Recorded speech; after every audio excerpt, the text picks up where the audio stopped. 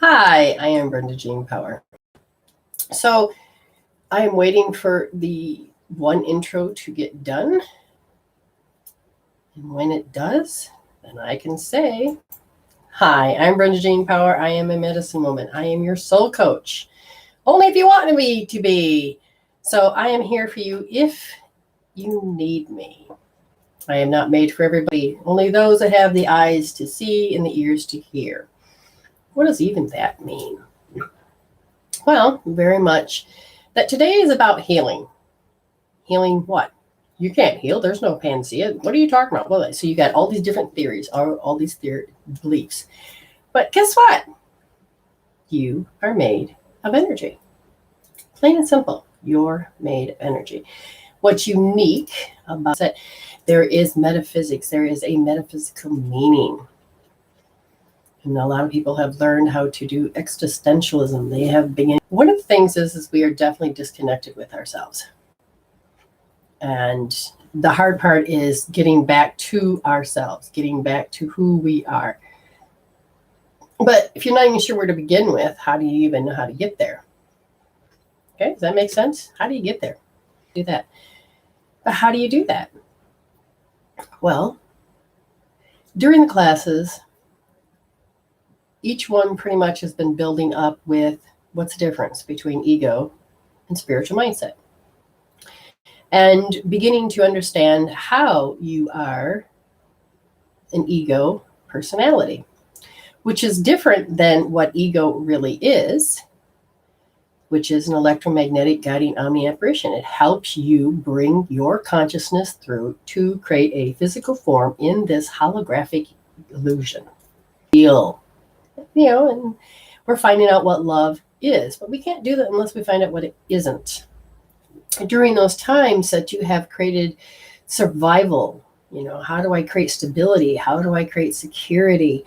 And when you get older, you have people that are just like, well, you should have figured that out. And it's like, come on, dude, you haven't figured it out. So we're all beginning to learn how to walk each other home and go inward and to create something different. We have learned little bits and chunks here and there of all of these different things about ourselves. And they're starting to make a puzzle piece. It's like, this is the puzzle piece that's starting to make a puzzle. And you're like, hey, there's something else that's coming forward. The courses so that you guys can pay for a day to come in to a session so that you can see what it's like. But then again, I feel like that may not be fair enough, because it all depends on where you're at. So this is why a syllabus is important about waking up from the dark night of the soul. And we will get there. Metaphysically. Now, during this time, you send your emails and we can answer questions, but please understand, let it be about healing. Healing your life, healing your emotions, healing your physical health, finding out the metaphysical meaning. What tools can I use? Okay. If you would like to come on the show and do a live healing with me, then you will have to download Zoom and then have to have that number. Since I expend more energy and more knowledge, then it is 23. It's 23. Then there's the PayPal link that you can type in, and you should see me and to be able to pay that in. We have a free healing today.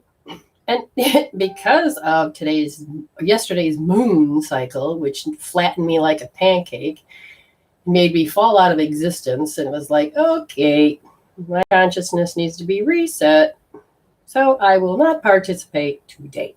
That was yesterday. You have to go with the flow sometimes with things. Because of that, how are we going to give away this free healing session? Okay. How are we going to do it? Now, if you would like to pay forward for a friend, all the information is right there. You don't want to do it yourself, that's okay. But understand, you can come up and be in this space and you can get that one-on-one.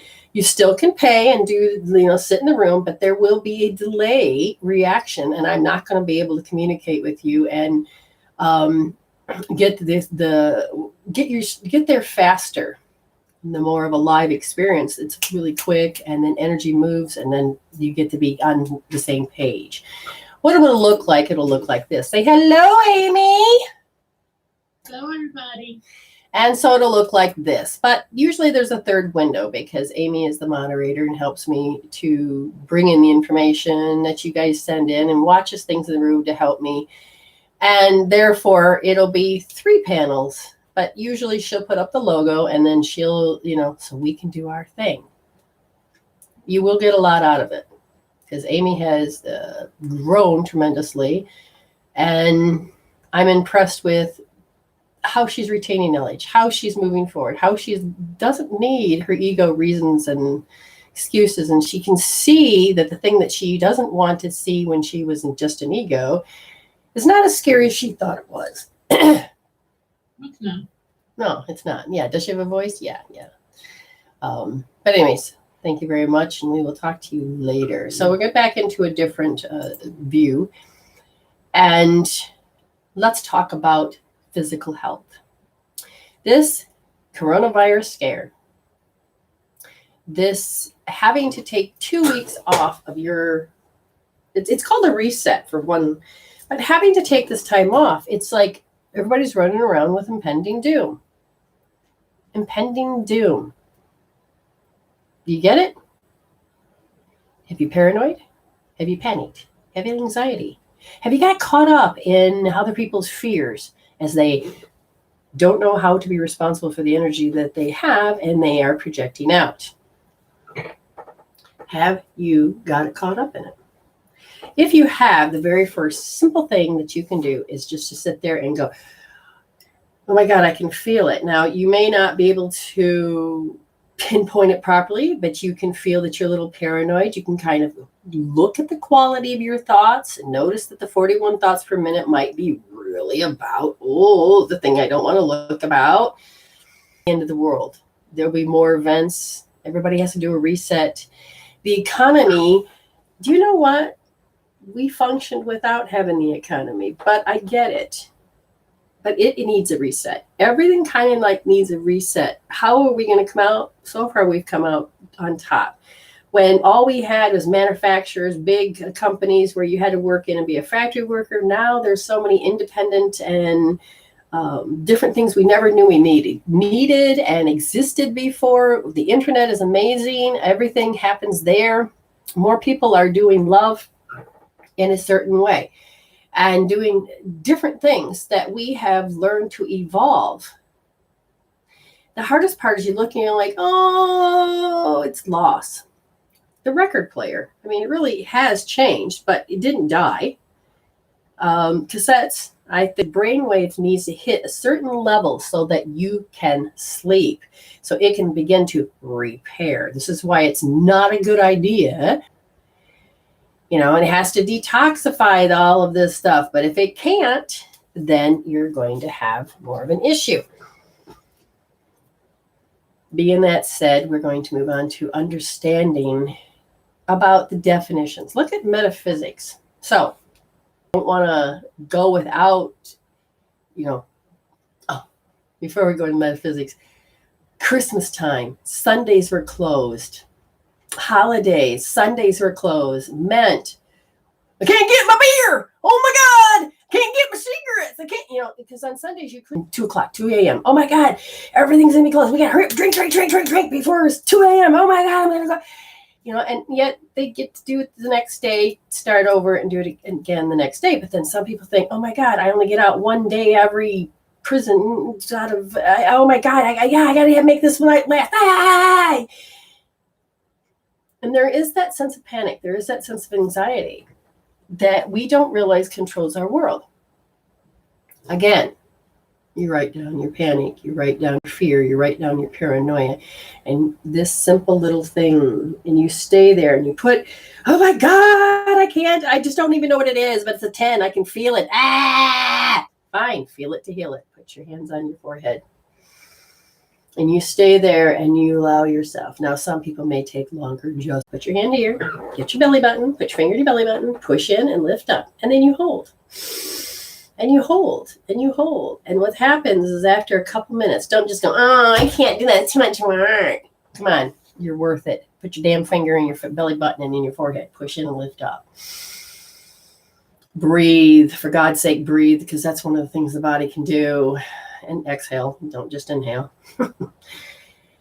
And eventually, this energy starts to build back up. You're doing this. The blood gets to go back into your forebrain. And what does this do?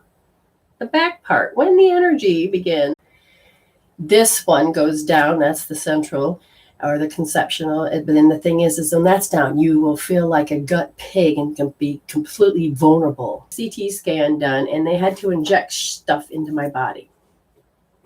Little did I know that it was going to affect my world like you wouldn't believe. I'm fine. Everything's good. I go to get in the car. And I felt everybody's shit they throw out. Now, part of being in the 5D world is about the astral plane. Let me just tell you something about that astral plane. This is where you know how you got landfills, toilets, facilities, and so there's a lot of excrements on the side of the streets, and just the astral world. I always raise your frequency to raise your vibration to search higher if you're going to use your abilities. Don't just figure, oh, I'll just astral plane and I will astral travel and you need to make sure there's a certain amount of protection before you do this. Now, it's a dirty ass space from what I've ever seen. And it's our time that we have to clean it up here. And as we move home, just, 6K, if that, or maybe 8K to get home. Problem. What's the problem? Like big old snot balls. It was gross. And it was like, even if you wiped it off, it was sticky and you just couldn't do it. And I kept trying to fluff my aura. I got to get home. I just want to home. I just want to go home. That's all I kept telling myself is try to be mindful, get home. And it's like, all I could see was monsters and goobers. And I'm like, okay, just want to go home. And to the point that if any of that's down, your electromagnetic aspect of yourself, that's why it's very important to do this, can make you become a magnet to shit. So I'm trying to turn, and then I've got people's anger and to the point where it was honk, honk, honk, and I'm like, I have the right of way. What the hell's going on here? Then it was, I could feel everybody, oh, look at that stupid bitch. I heard their thoughts. Oh my God. And I'm like, you don't even know me. This is what my ego is saying. But we're so used to treating people like it and objects. There is no empathy. There is nothing. And then I was on a certain part of town and I could feel everybody was, oh, look at me. Please help me. I'm like, oh my God, shut up. I go to get around about, and then all of a sudden spirits have suggestions, but this one I took completely serious was slow down. So I slowed down, and on this truck just come barreling my right away because I'm in the roundabout, and he just comes barreling and looks at me like, ah, bitch, what that? And I'm like, and then I did the sage to get the chemical crap off me, and then I sat in bed going, oh my God. And then I had to drink some apple cider vinegar with lemon so I could start getting that stuff out of my system. And it took me, I'm doing this and this, and I used energy medicine. Do not need to hear your thoughts. I do not need to take on any of the frequencies, because how we survive is we take on instead of observe. We don't know that where we end and others begin, and you become aware of the different elements that people are born into, different frequency style of their sensory system that they're born into, which is different than you. It will create different experiences, but we are on a collective whole. Flu. Metaphysical meaning. At their mercy. They have feelings of being under the influence of malevolent forces and of being weak and helpless. Now, you're like, what? Programmed from the past. Any emotions that you haven't transformed out will appear and affect you. But most of us will suppress it because we've aged. Most of us suppress it because we're trying to figure out how to make our life make sense and, get out of hell. But our body holds the programs. So helpless. The ego wants you to see that that's what happens with the energies. It may reflect the vulnerability feelings. Remember I told you about this one? And that accompanies times and process of great change. And guess what? Flu comes around because of great change. We don't have tools. Yes, we do. There's many people that have been doing them, and I have been doing them for quite a few years, and now it's time to help other people to use them too. The flu. They have a strong experience of lack of support and protection. Don't tell me you haven't felt that way before. Maybe you haven't. Or maybe you've overcome. Check your past. If it's there, then it can be healed. You have to feel it to heal it. You have to resolve to evolve. Those issues are continued stories. They will keep continuing until your soul keeps asking you, you can you heal it now? Can you heal it now? Can you do it now? And you're going, yeah, you just need a tool to make it stop because I can't handle it. I can't go handle it. Oh, let's see. Oh, yeah. Oh, God. Yes. Oh, give me this. Oh, yeah. Hold on. I can't face my day until. Oh. All right. Tell me your shit. We don't realize that we are not open to receiving in a very healthy manner, which means a healthier manner. It's not about right or wrong. It's about protecting our energies. It's about putting up healthy boundaries. This isn't like, oh, you know what? Your energy doesn't match today. Just go away. No, that's not they're there for a reason. Your inner world projects out and makes people appear so that you can heal your shit. Okay? We don't want to be at the mercy of constantly having to be helpless and be put into a space. If you have any of that and you don't want to be affected year after year, go in the same pattern, the same, because it's winter, 2:00. Guess what? I need the flu. Blah, blah, blah, blah. Cancel. I like to say that word, especially when I'm using words. I can cancel that spell. What is spells? It's not about anything you think, say, or believe to become a spell. A prayer is a spell. Okay, so abracadabra, okay? You have to become more mindful of your energies. You have the ability to heal yourself. You can kick people's shit out. You have the Celtic weave. You got connecting heaven and earth. You are made of figure eights, down to your little tiny cells, to the great big fluffer of your aura. You need to understand you. Flu, metaphysically, there is a good deal of internal conflict. That's left side, right side, yin, yang. It is the ego versus the spirit mind. And it is time for you to start healing those issues that caused the split. And I'm angry. No, it might be because you have contempt. It might be that you finally got to the point where it's like, enough's enough, back off. You are overwhelmed because that energy doesn't know how to stop. Well, that means, again, helping you build your energy fields to help you understand how to create healthy boundaries. Okay, so like I said, there's a great deal of internal conflict, confusion, and susceptibility to suggestions. If your power of suggestions, like for instance, if somebody has you mesmerized, like you're watching TV and they interject and they say something, all of a sudden your high ability to be suggestive, you can take internal thoughts, or I should say their thoughts, the stuff that's external, to come in and go through our internal representation and not even realize that you've been programmed.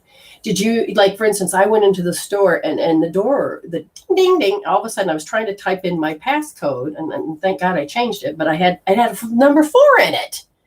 And then when it went ding, ding, I couldn't remember my password. What the hell? Where'd the 4 go? Or I didn't know it was 4. I'm like, where? Ding, ding. Oh, I know my password. In hypnosis classes, we were playing. And somebody else was doing the demonstration, and it worked so well on me. That meant my mind was at a lull, and I was at the most powerful suggestion. When you hit them at the peak, the power of suggestions. When you're hurt, when you're at the deepest part of your hurt, and somebody says to you, I don't love you, it can hurt like you would not believe. Agreement. Everybody kind of goes through it. It's like the common thread. It's the group mind. It's a collective consciousness. It's statistical proof pattern. underneath a buried rage of hatred for their being so alone, alienated. It comes from the family when they could not do right. You couldn't do right. Sorry, dude. As an uncategorized and unacknowledged family hoist upon when everyone depends and whom no one supports. Hey, do this. You know, they have to do, but not any receiving. And so then there becomes a lot of efforts unreceived. But that usually will go because in order for you to survive, you have to do toward yourself is to create a separation in order to survive. Metaphysically speaking, let's go to the next one. What is a cold, a common cold? You're getting the theme here? Now or never, they have to pay attention to that which they have not allowed to come to the conscious level. It's time for that shit that's unconscious and incompetent to come up. So what do I have to confront now? But if you do it in ego, you begin to make what's unconscious conscious. You're going to go twang, motherfucker. There it is. But you don't have to waste it. You don't have to keep repeating it. You can actually use a resolving tool to take the chemical peptides that control this and to resolve it out. Okay? Literally take the chemical peptide and resolve it out. So the memory can start being a memory. The habit can just be done and you can move on. Again, the common cold under now and never says it has been their subconscious and it's been in their subconscious and held down for quite a while, and now it's pushing to be recognition, to be recognized. It utilizes as its participating mechanism a misinterpretation or emotional upset with people who are close to them. So this becomes a very much, you get to see your shit, how you interact with other people. And if you have to shut down because you have to become an it, or you have to, it's not complicated really. So Amy, while you're in class, have the uncomplicated, has it become, have I made it uncomplicated? Have I been able to help you see things that you haven't seen before? Yes. All I get is a yes. Yes. I've worked with you for almost a year now. Ooh. Wow. So, you would be better off asking. So you're getting to learn the language of how to become a spiritual human. You've healed enough to the point where you're looking at it and you can start seeing what I already see. And that's a good thing because that means you're getting it.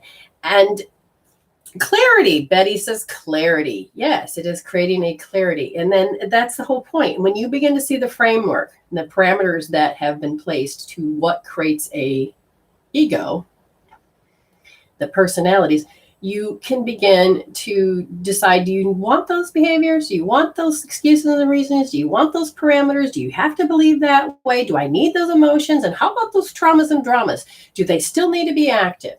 And so you're beginning to shift your world, and you can do it more with grace and ease instead of bitch slap. And I like your hair today. It looks very good.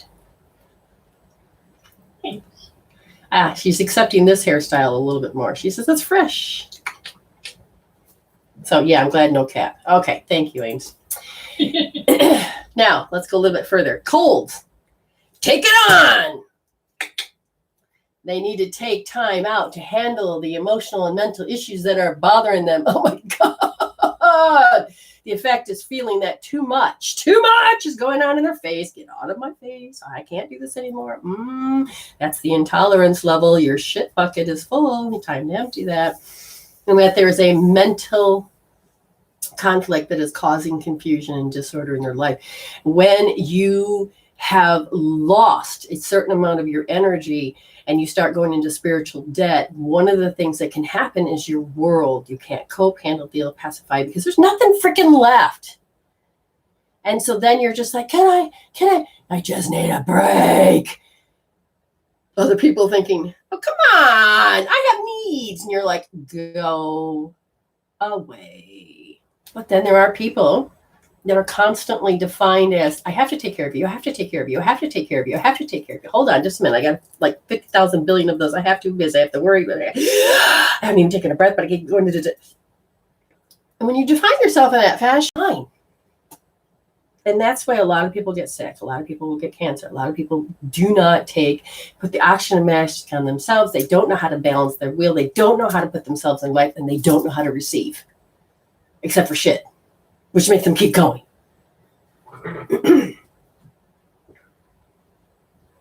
It represents a form of existential and destiny avoidance. I don't want that.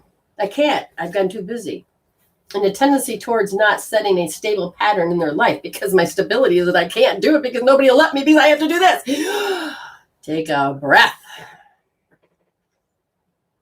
It's hard to take in the long view. It's hard to be able to do that because when you have created a unstable environment, when you came into this because your soul wanted to, it's not about blaming anybody. It's hard to become independent. It's like, okay, so again, the word hard, and that would be need healed. But the way that we have, again, you can't just say everybody's the same. We all have different elements, different reasons, different stories, different sensory systems. So we may see your problem, but is it really the problem? It's the way we see it. Colds and flus, it's because sometimes we expect our kids to do that just because that's what we see and believe. And that I would see my kids get sick. And I'm like, wait, what? My son had the worst fever in the world. And what does it do to a mother? It tears your soul apart. And I'm like, I can't handle if he dies. Oh my God, I can't handle if he dies. And so I had to go heal the fact that I was attached to that outcome of that belief. And then Spirit says, okay, good. Believe it or not, my kids hardly ever had colds or flus. They never had to do, and I go to give them a healing tool. I think, and I'm like, oh, okay, yeah, they needed break or they need something because everybody else's kids, they don't come to school or because they're sick. And that's like, okay. Even one time, my daughter, we were watching not a home improvement. It was where you build a house in so many days. And, no. What a freaking belief system that we train ourselves. It's nice that we can help others, but there is sometimes a downfall. And I was like, wow, talk about awakening.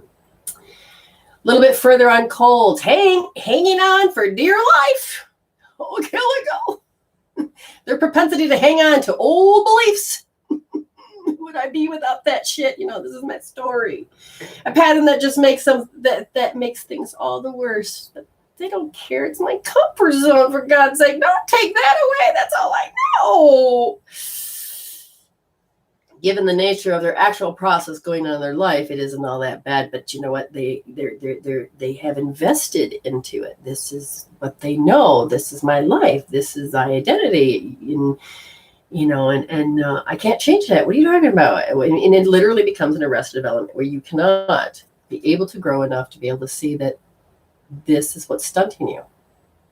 It doesn't make you good or bad. It just means that somewhere in your past, about things in their life, they feel that there is unpredictable, uncontrollable, and overwhelming. The results of mental disorder and small hurts of the feeling of being controlled by impersonal external factors such as the weather. Pending doom. Aroused of the belief that they somehow deserve the whole situation and you can only bark back at life. Can never take a full breath because that would be too unstable. Let's talk about viruses, the metaphysical process of viruses. Resentful. If you believe it, believe it. Anywhere belief in there, you need to get it out. If you feel those emotions, you need to get it out.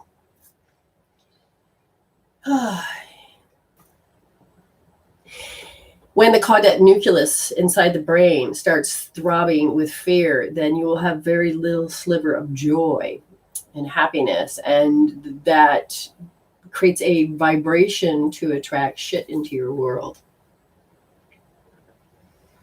The people that feel that resentments feel that everything is one long series of responsibilities, traumas, and drudgeries of late. The end. Okay, viral. Well, what do you expect? They're bitterly of the opinion that there is no joy in Bloodville. understanding that that's why when somebody asks me, why would you take apple cider vinegar and lemon and with honey or salt, whatever it is, for a virus? Well, it helps clean the blood. It helps the body. And when the toxins start dumping into the bloodstream and all of this other stuff, that you just feel like you can't fight back. But if you can kind of help the process, and as you work with the issue, you can get over it faster. The turnaround time, the recovery time can be faster. So the viral infections, again, what do you expect? There is no joy in Bloodville. They have the feeling that they are survivalist and deep self-defeating family system. And it had the effect of convincing them that love and joy are just a joke. So in this case, love could equal punishment. And that, oh, I have to be sick in order to get attention. Love changed that. Again, this is so important for you guys to understand this. So let me take the next step. When your body goes into stress, what happens is that axis called the HPA axis, and it's the stress response. When that is out of alignment, there are several things that you need to do. When you feel like your electrolytes are off, when you feel, again, electrolytes, go get some electrolyte stuff to help balance the potassium, to help with the chemical peptides. This happens to be the pineal. The round part is the pituitary and the back is the hypothalamus. The hypothalamus has a lot to do with why you are sick. Okay? When those are not wired properly and they're out of alignment and it is doing its job of a physiology response. Okay. Apparently, it's way down at the end.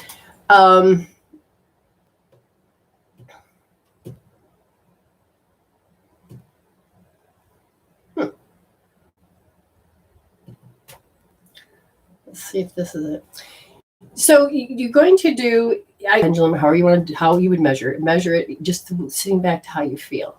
But when you take and put your hand, let's say you just want to work on height, this alone is going to help with fear.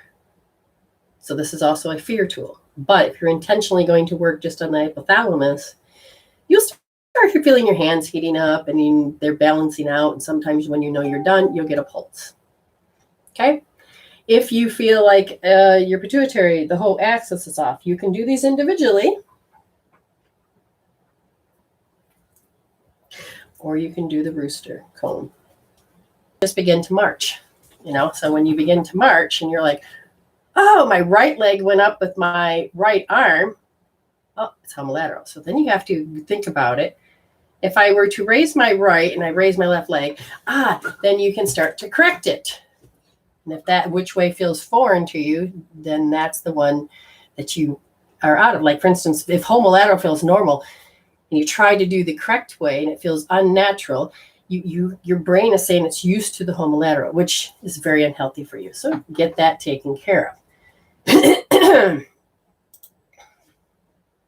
So when you look a little bit more, the HPA axis is a term used to represent the interaction between the hypothalamus, pituitary gland, and adrenal gland. It plays important roles in the stress response.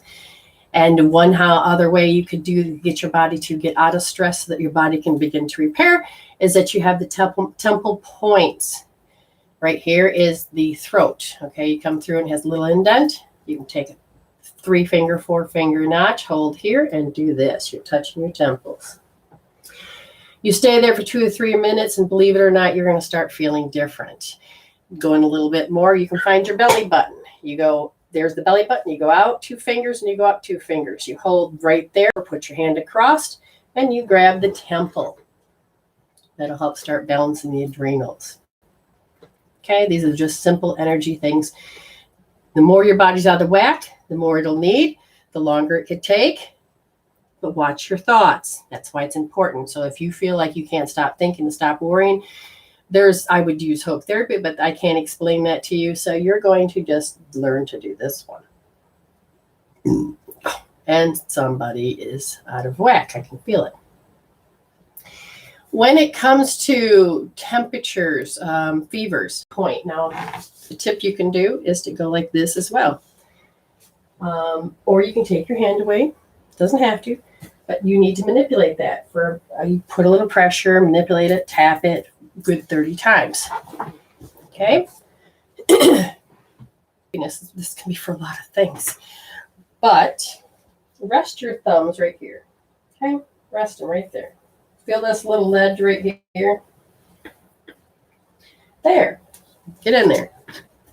And you rub it. Get in there. Oh. Some people it might hurt for all of your body. That's the gallbladder 20. You can look it up. The gallbladder 20. Did I write it down?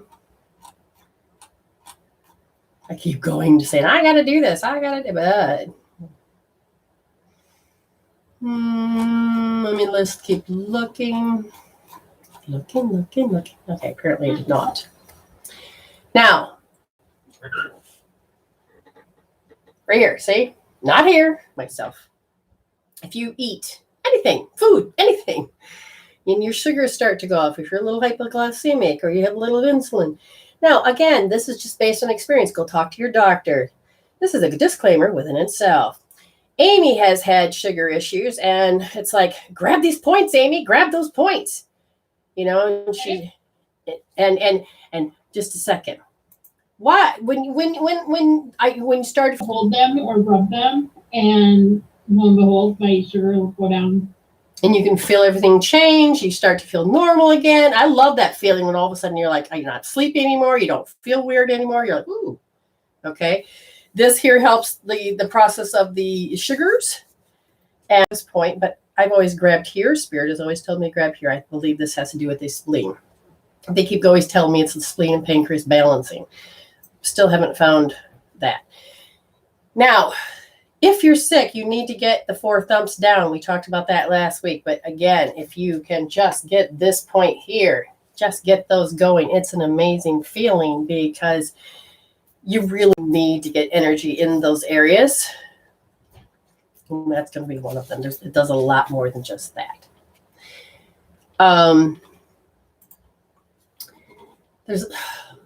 I want you to understand that you can empower yourself. Yes, go see a doctor if you need to. There's nothing wrong with it. But don't just think, I can't have that. I won't do that. I can't believe in that. Good God, start loving yourself. Start taking care of yourself. And one. Number 2, yes. Sometimes I have felt so out of it, and I'm like, I don't know what I'm doing. I just remember the 4 thumps. Oh my God, yeah, those are sore. Take a second. Oh yeah, and then I go down to the K27s. I'm like, oh God, I don't even know it's working. My ego's complaining. The thymus. I usually go 1, 2, 3, 1, 2, 3, 1, 2, 3. Oh my God, and then it's like, the turnaround time and the recovery time is what you want. You want to tip in. Who the hell wants my attention out there? Wait your turn.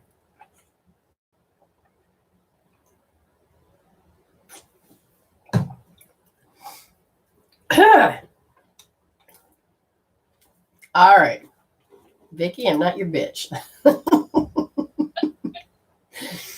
If she's watching, I'm just teasing.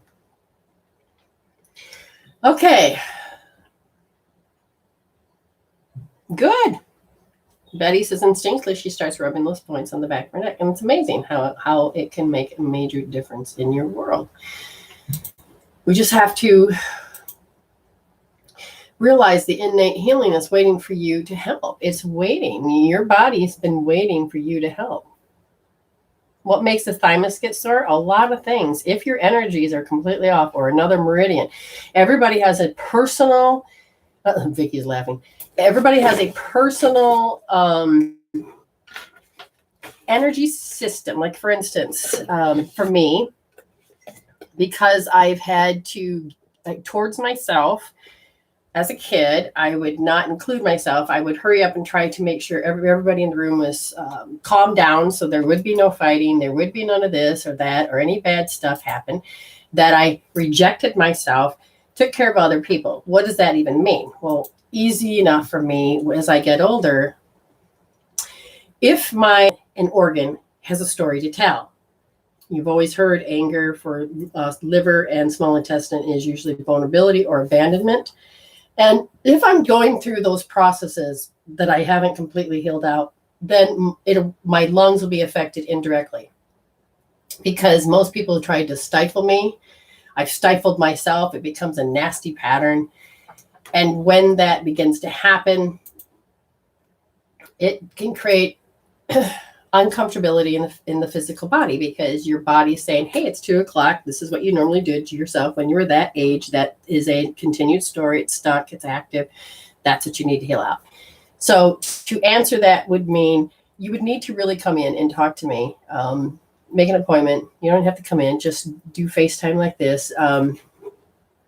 But energies, if your meridians are stuck in one area, you can have a buildup in the area. This here, if you understand about the difference between neurovascular, neurolymphatics, okay, your lymphatic system are everywhere. This here is gallbladder and lung. And when you have to pull them across, the thymus can be affected in that area. So you may be feeling how connection is starting to on the energetic web inside. Okay, so you're going to get in there. The thymus is behind the bone. And because it's behind the bone, the body will never physically get better. To get the thymus that was shrinking, they said more laughter, more joy, changing the way you think, changing your behavior, which means you really needed to change your life and your personality and certain things and say, okay, I'm done with that.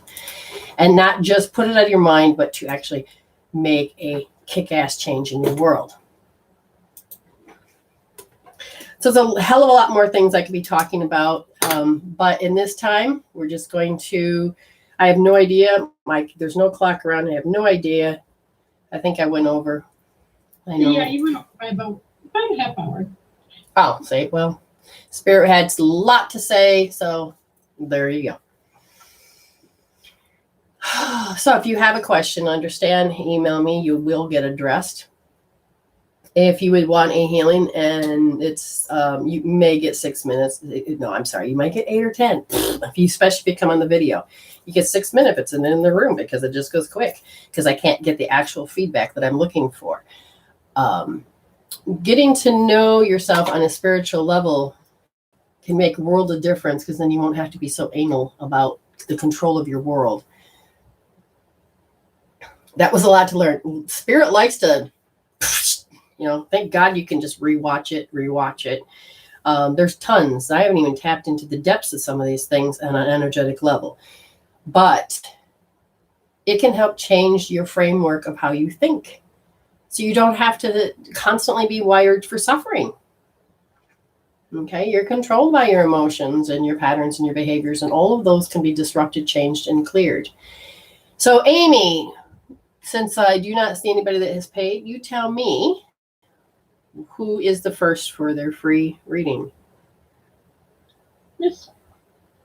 Happy. And I do believe that interesting. Okay. We will have to slide that by me and we'll see. So the first thing, Patty, on an energetic level, your energy, your polarity keeps going off. You keep going backwards. Your energy keeps become unsettled. When I look at why is that pattern, I said, well, first of all, your triple warmer keeps going off and your liver keeps going off. Why is it for that? It's because your stability about certain things when you're around erratic behavior. So your body is going and mimicking how people are living and acting it out. They said you're stuck on the reaction that towards yourself, now the darn thing didn't even click. So now I didn't. Towards yourself, you have a habitual fear that you're not consciously aware of, but it is inside the body and your 5-year-old self. Your 5-year-old self says, oh my God, I stored it as pain. What happened? Well, sometimes it doesn't matter what happened because it keeps repeating in the now, which is everything I just said. You have the lack of control over erratic behavior, erratic energies, which causes you to become unstable, which means you can have muddled thinking.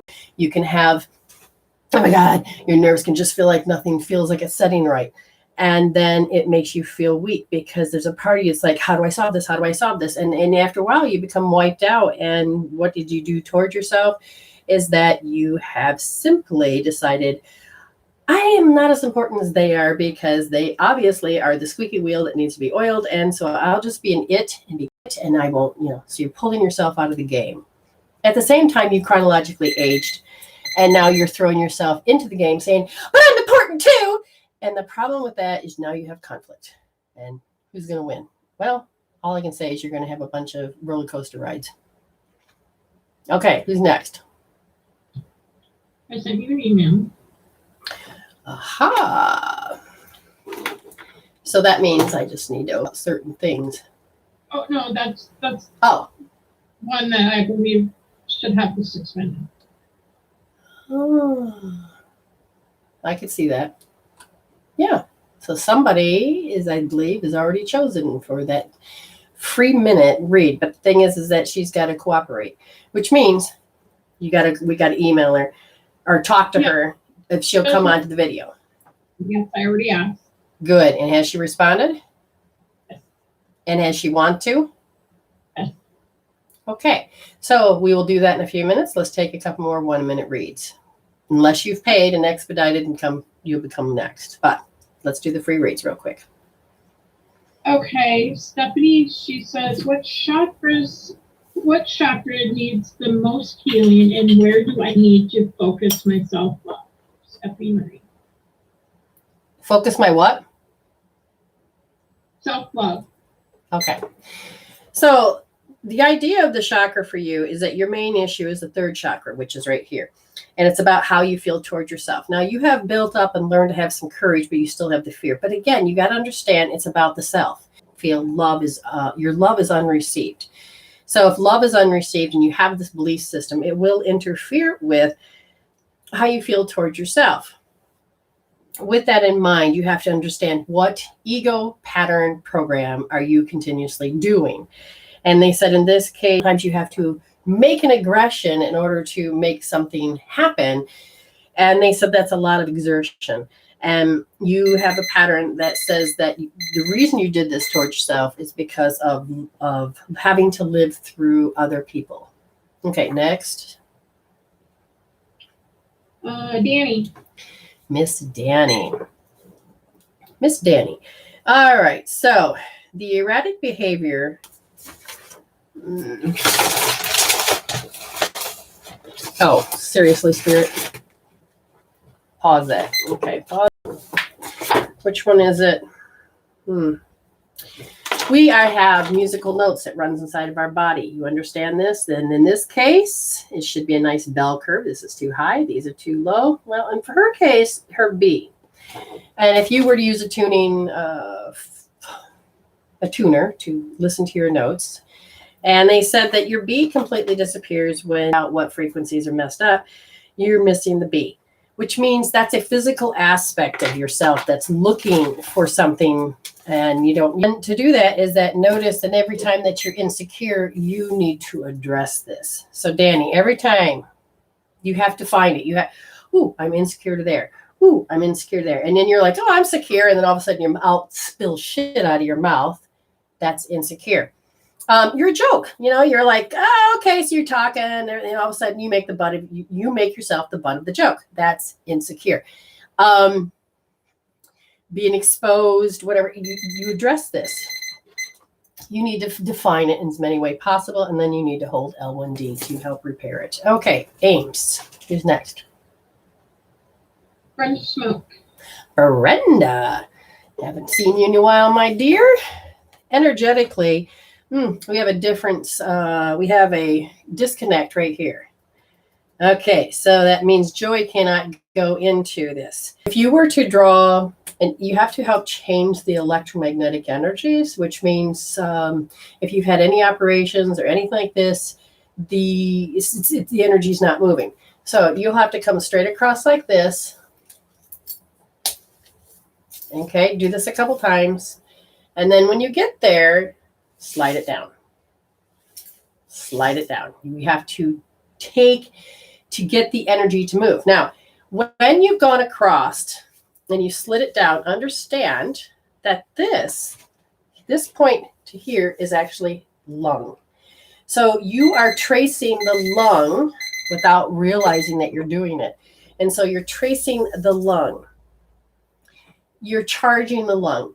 You're going to add one extra point. Once you start to train your body that it's okay to have the energy go to your lung, and, however, back and forth, you're going to do one extra step, which is right here, the thumb. You're going to rub. And you're going to rub it about 30 times. Do you need a magnet? No. Do both wrists. Then you're going to come up. You want that one? All right. Next to that is the pericardium, which is the sac around your heart, your lungs area, that whole, I can't think where the pericardium is, around your heart. Somehow the lungs and everything is somehow, the energy in there is doing its little thing. So this little point here, okay, so you can follow it by finding this middle finger, come down, and it's usually that line. Get in there and rub that. Do both sides. You will need a magnet on this. So take your magnet, your refrigerator magnet, do both sides 12 times, and then get in there and rub it. Because the energies that need to communicate with the lung and the pericardium is not doing this so properly. Okay, next. Okay, Kevin. And he says, as I encounter more and more calm and clarity, the more I experience occipital lobe pain. Any messages about that? Please and thank you, Kevin. Yes. Okay. We have meridians all in the body. If you understand that the triple warmer is, let's see, it's this ring finger. Okay. And when that kicks in, and sometimes you need to calm it down. But in this case, I'm just going to show you something. It goes up and around, dips down in here, or that's the small intestine, comes around, same point, comes up and around the ear. We need to calm that down. Does it both sides. So if you were just to start to calm it down, hang off the shoulders, and then just kind of cross your wrist. Okay? Again.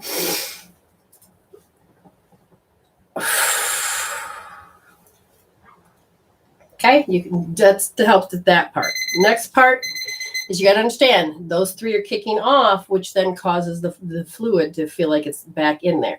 So this is like anytime you eat something, anytime you have around toxins, anything that's going on, it is where the big toe and the second toe come together, and you find where the bones meet. You need to rub that a good 30 times. The other one is the spleen. Now, this, my dear love, you have an ego program that needs to be dissolved. What is that? We will have to discover it, because if it's something that you're doing that no longer serves. Has to do with toward yourself. But anyway, you scream at yourself to do something, and it's a particular pattern. So you need to, in this case, in order to make sure the pain can go away, you're going to need to make that appointment. But spleen says that there's a lack of control. How you can make sure you rub those to start getting it gone. Now, if I were watching you while you're having the episode, then we can pattern it, and I show you exactly how to undo it. So what would you need to rub to make sure the pain disappears? They said gallbladder and large intestine. Okay. So first of all, the first part is to understand why it happened, and you need to get some of that pattern out. And that means you will have to make sure, show you. Okay, so here's the bone, and you come right here. Okay, so you'll feel like a dip pattern. To get rid of the pain for you, it is going to be this large intestine and gallbladder. And since you're a male, I don't have to say, are you pregnant? You see this point here? Wait for the two bones to come together. You need to rub this a good 30 times. Do both sides. And then your gallbladder, what you want to do is the back of the neck.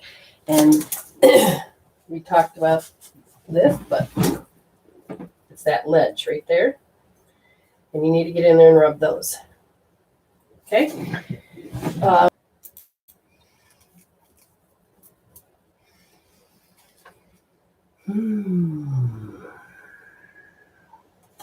They're showing me that your head is sometimes gets very scrambled and you have sluggish memories, and that's because there's a part of you that just doesn't want to remember something. When I begin to just reject it, forget it. Well, that my body was making a response to saying, oh, here we feel stifled again, even though the person isn't going to work. So literally I had to go in and begin to use home therapy and all the tools. And when I was done, the person apologized. And I'm like, wait, what? Because I changed some of the programming on the inside that it project my inner world created a different outer world. So what you need to understand is that you put self-imposed limitations. How do I put self-imposed limitations? Thank you, Spirit, for showing me, because sometimes we don't know. Yourself is so overpowering. It works well. It worked when you were little. It doesn't work now. You don't need to do that. Okay, next. TP. Miss TP. Now, I'm finding that you're having a lot more joy in your life. You're actually allowing yourself to feel it, be it, and you've been projecting it toward yourself, which is really good. And so that now you're learning to take different actions, which is even helpful. But you have to take care of the paranoia. It's coming, because it's a little girl inside this. It's coming. And what's coming is, you know, your pattern. You know how somebody's mouth might open up. And again, the hook up, the zip up would help tremendously. But in this case, you have got to understand that it's when you become self-conscious. Whether you feel paranoid, do the hookup immediately. And recognize paranoid thoughts. Paranoid thoughts you need to recognize and take it under control. You also, does it have to do with taking it in? No, you just need to, do you need connecting heaven? I would connect heaven and earth. Yes. Next. And then Teresa asked if you could show the Oh My God point and the sleepy point on the wrist so that she can take a screenshot for Cindy Harris. Okay, which one on the wrist? The sleepy point. Oh, the heart. The heart. Okay, so just put my hand here like this. Mm-hmm. Okay, because you can get it off my website. To do the that side view. Ah, it actually feels really good. Okay, the healing, either wrist, find it right here. It's at the crick.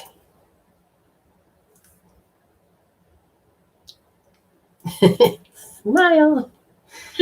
But anyways, it's right there. It's right at the crick. Remember, it's the pinky, so she knows. And you're going to do both sides. And the reason you do that is you got to get your heart to calm down. Sometimes your heart, now, if it's the thinking part, it's another part. But that kind of is almost different on everybody. But the heart point's good. This is good too. All right, what else? Miss Betty. Miss Betty. All right. The shaming of the self, keeping yourself down, is actually a symptom of low self-esteem.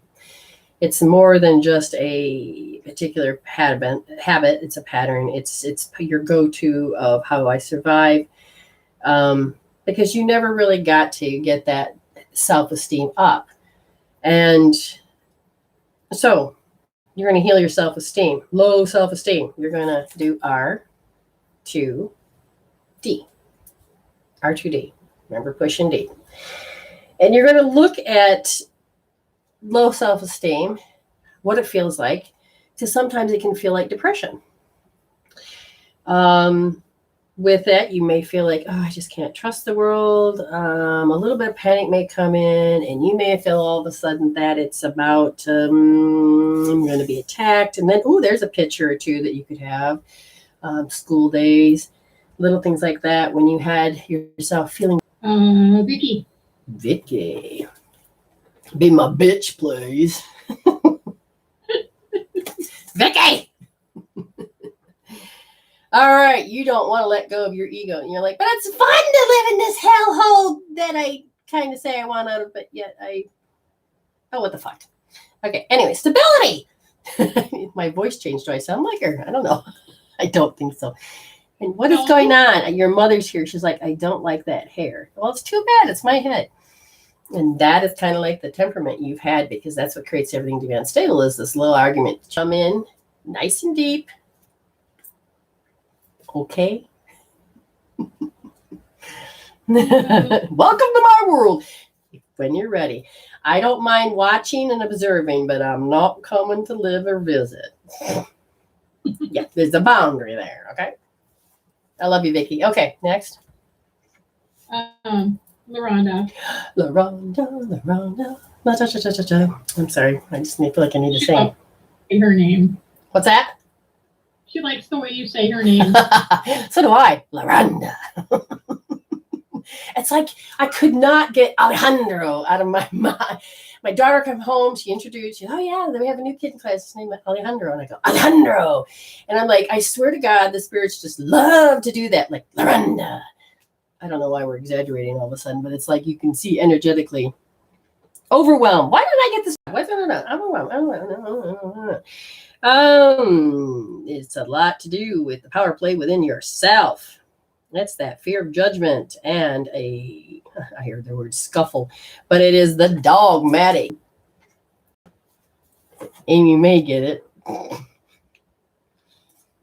But it is this part, I know I'm right. Pay attention to me. Hold on, fine. I'll bend over. I'll have to take it. Fine. This is a battle. This is a battle. This is a battle. Part of you is getting ready to stand up to. I think you look wonderful. Thank you. Well, these two over here going, that hair. See, they're so annoyed that it's creeping over my ear again. And they're like, can't you just. LaRonda. L1S. That's all I got to say. Because you're insecure about your awesomeness. You're insecure. That's all I have for email. All righty. So we noticed that we have some people in the room. That is good. Yeah, she's new to Zoom, so I'm... All right. Well, once you get that set up, have her come in the room and we'll take care of that. What I'm going to do is I'm going to talk here to Vicky. How come you get to have an obnoxious ego in the next generation, next dimension? Well, the thing is it's that you see it as obnoxious, but it's about the way the communication process is and how they can come through. Now, they love the fact that that's all about love. But to come to this frequency, they have to lower themselves down and coming down to the filing cabinets and sit inside my head. Since I have an annoyance with my hair, they just figured, okay, let's go in and bug her. Why? Because they want to say hi. Now, have you noticed, Amy, I'm not touching my lips or playing with my bangs much anymore. So they have to find a way to know how to say, hi, honey. Hi, Vicky. Good God. Were you mothers both smokers? Believe that. You haven't done that. Right. But are you, okay, I'm just curious. Okay. Lana, Lanay. Wins. Yeah. Would like one. Okay. So here's the thing. We're going to give you just that energetically. Look at lack of what? Limitations right now.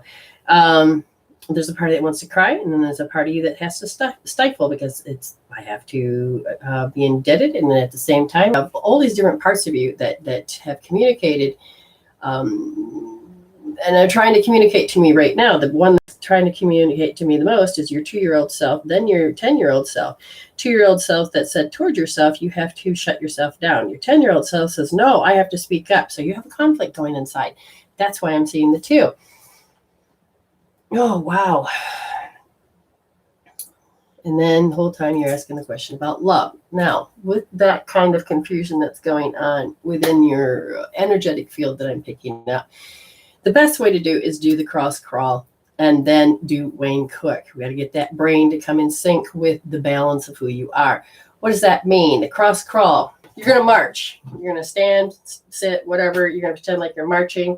So begin to march. And if you start to notice that your right leg goes up and your right arm and your left leg, put them down, raise up your left and your right. So you're literally going to learn how to do it. So you're going to do an exaggerated march. Okay? You need to get that brain to work. A Wayne Cook, simply put, arms out, cross, turn, grab, pull in. What? Sometimes people get very confused, and that's fine. If you can do this, and you can do this, and you put them together, and you hold, you got it. Cross your ankles at the same time. Take a nice breath in. It's important to do this at least 7-8 times. Straightening up the spine. Interesting enough. Okay, so when you're done, you switch over. That means you have to switch ankles and switch. And after 7 or 8 times, then you do let go, uncross everything, fingers together, and hold here. See, hold here. Breathing, breathing, breathing. I saw something else. Okay. Here's your rib cage. It goes like this. Okay. If you were to measure to bend over and you're like, oh, I can't touch my toes. Energy gets stuck here. You're going to reach in and you're going to push and feel because you're going to go and inside where that rib cage is. And you're going to find out where it's sore and you go a little longer. Do both sides to get that energy broken up. Do several rounds to get the effect. Then you go to measure again. And you're like, oh my God, I could touch the floor. Did I bend my knees? Well, no, that didn't. So pay attention. What happens, you're creating more energy here by breaking it up, that the energy move that you can actually bend over.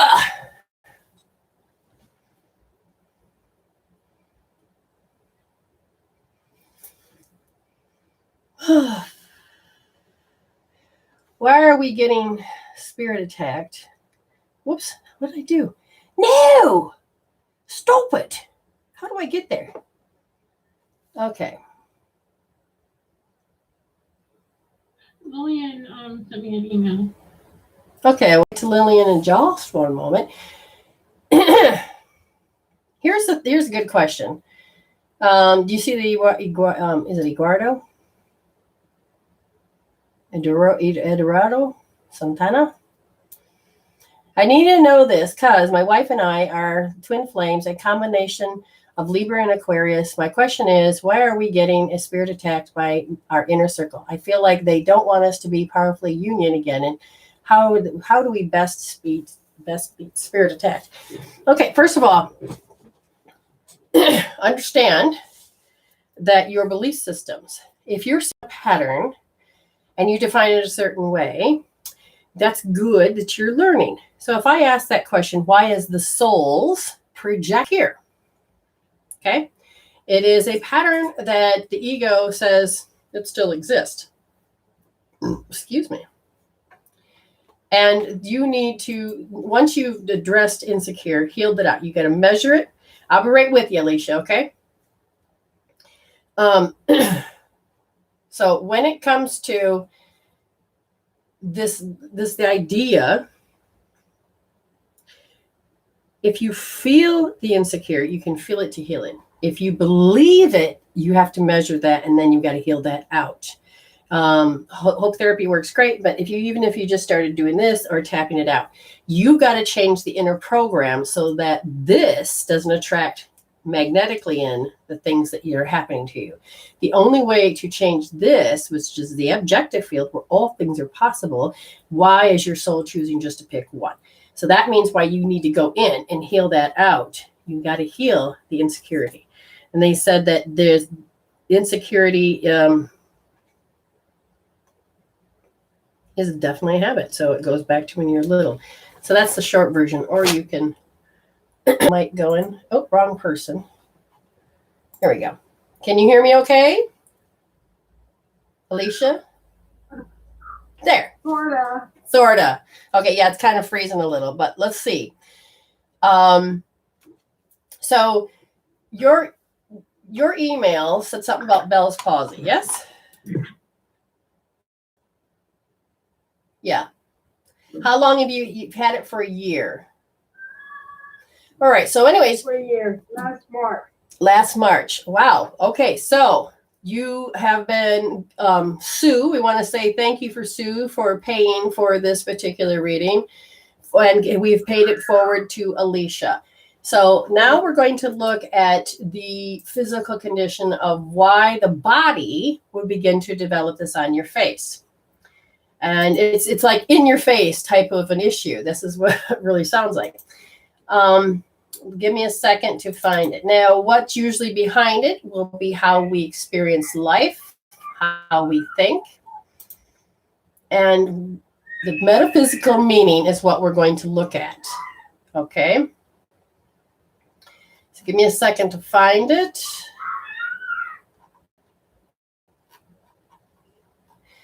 So how is it just, does it do anything to your physical throat, to your eyes, anything? Is it just the face drooping, or is it, does it affect you any other way? It affects me on my left side. It's like was paralyzed and it's coming back, but it's just like feels like frozen. Okay, so it doesn't affect your throat. It affects my memory also. Affects your memory. Okay. So Bell's palsy. Yeah, my memory in my eye. Okay. Bell's palsy is super intense anxiety. So have you ever had an intense anxiety last year or so? Yes. Okay. I took care of my father for 4 years, and he had dementia, and he had a lot of behavior problems. Oh, yeah. I could totally see why you'd want me to handle it, so I kept it all in. Well, now we understand that super suppression. You're there to help out a family member. Wow. Okay, so the left side of the face is about feeling avoidance. So you don't want to feel. Now, I can understand taking care of people, and if they're going down that road of being negative, that's a hard road. Woo! Good on you, Alicia, for wow. Yeah. Okay, so you have been away. He passed away in October, so. Okay, so but notice all of what happened was you had to suppress those feelings, and those feelings are ready to be addressed. It's the story of your life. So your identity of taking care of him had become your story for the last 4 years, yes? Yeah. Have you felt like you kind of lost yourself, your identity? There was nothing left for you. Okay. See, that would make sense. So what I want you to do, sweetheart, is understand. What to do is I need you to take your left hand, and you're going to place your first finger here, so you know that that's the position. Okay. And now make sure you put it towards the thumb. Right now you got in the middle, bring it over. There you go. A little bit more. Bring it over a little more. That's the pinky. Bring it over this way. A little bit more. No, this way, not forward, backwards. See, here's your thumb. Turn around so you can see your thumb. Yeah, right there. Yay, yes. Put your thumb there and put your pointer finger in your palm, and then wrap those 3 around. Now you're going to place it on your forehead like this, okay?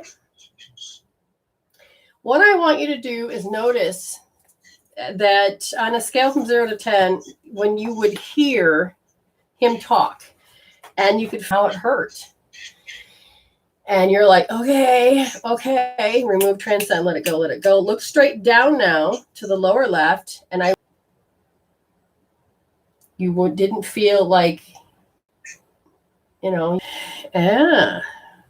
So just sit there and feel it. Put on a scale from 0 to 10, can you feel how you want to avoid feeling those emotions?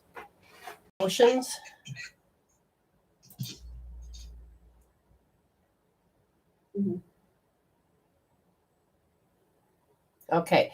So when he would say those things, they would hurt, correct?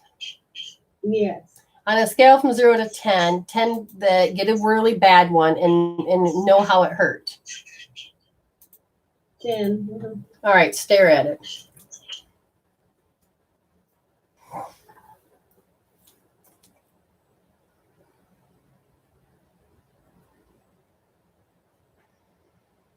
And during those lost times, good. And during those lost times, there's a part of you that wanted to scream, "What about me? I'm just as important." Can you feel that? Yeah. All right, just look at that. Feel that. Notice it. because your body needs to be okay with that's the feeling. There's nothing wrong with those. And he would, wow, did he say something repetitive to you? Kind of in a negative sense? There's like something keeps repeating in my head and I can't hear it exactly, except for you would take your energy and become small. You would just kind of like want to disappear when you were taking care of him.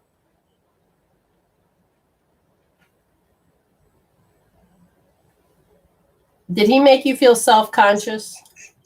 Would he point out things and... Mhm. Okay. Yeah. So on a scale from 0 to 10, I want you to really feel it. What number is it now when you're feeling all of these? Again, you're like, I can't cope. I can't cope. I can't cope. I don't know what to do. I don't know what to do. I give all this love and it's unreceived because he has this issue and this disease. I'm constantly getting yelled at to pay attention to him. Yes. Mhm. And the judgment that come out of his mouth. Remove, transcend, and let it go, let it go, let it go. All right. Now, when you look at this, how do you feel? Do you feel all of those issues, those feelings when we first started? Does it feel less?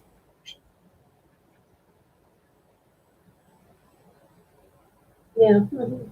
Is it getting less? Yes. Mhm. Okay. Now, what really sticks in you is you hear criticism. Did he criticize? Did he say nasty things to you, like criticize? Yes. Mhm. Okay. I want you to feel those criticisms because those really hurt the most.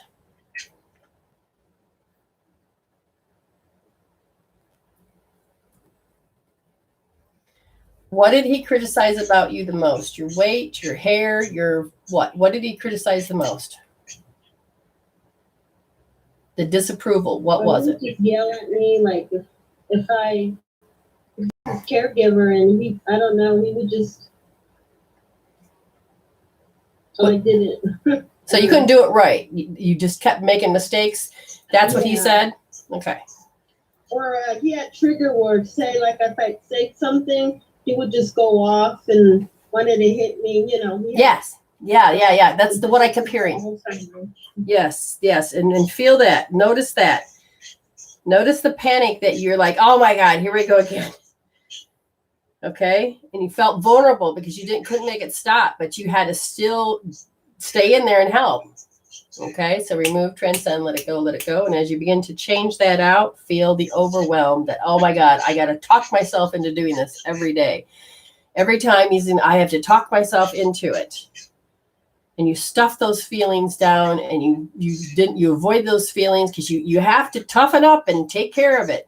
Remove, transcend, let it go, allowing that you ignoring the discouragement, the overpowering, the criticism. You just got to let it go and look at the suppressing those feelings. Now we're just going to release it. We're just going to bring it up and release it. Remove and transcend and let it go. You became numb in the body, releasing it out, helping the body releasing it out. Releasing all of hopelessness. This is going to be forever. This is not going to stop. I'll never have a life. I mean, these are normal feelings when you're taking care of somebody like that you love, but that have this and it can hurt. So, be okay with yourself.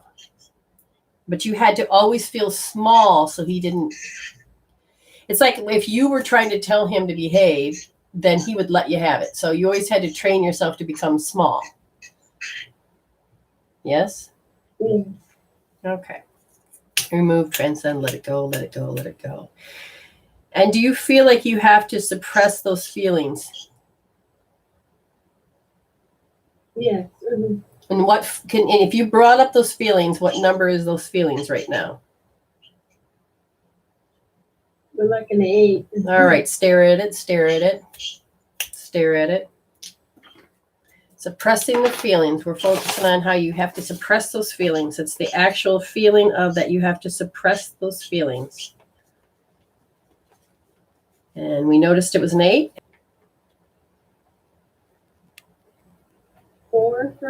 Good. Now, go back in and say, oh, yeah, it's a 4 right there, right there. Look at it. Yes. Oh, God. Yes. So we're going to just pick it up, pick it up, pick it up, pull it out, pull it out, pull it out, remove, transcend, let it go, let it go, let it go. And as you go and look back in, is there anything left?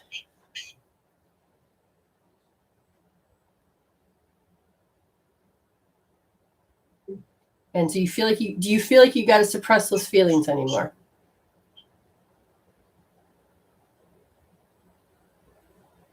No. Good, good.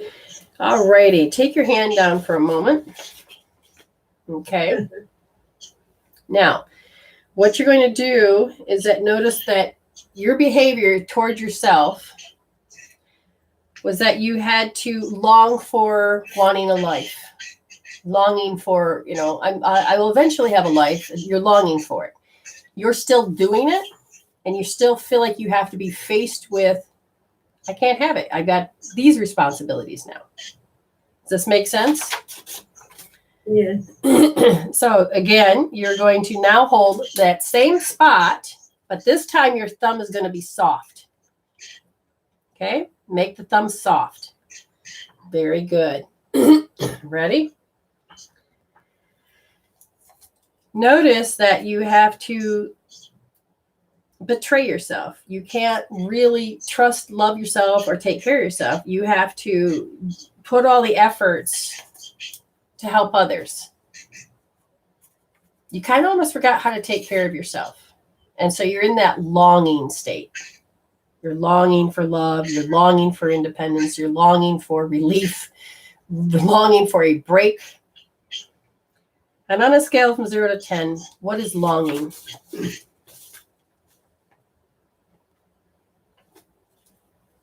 A 9.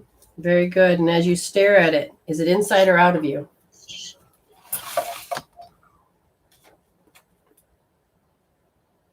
Yeah. And can you feel it moving, or is it sitting still?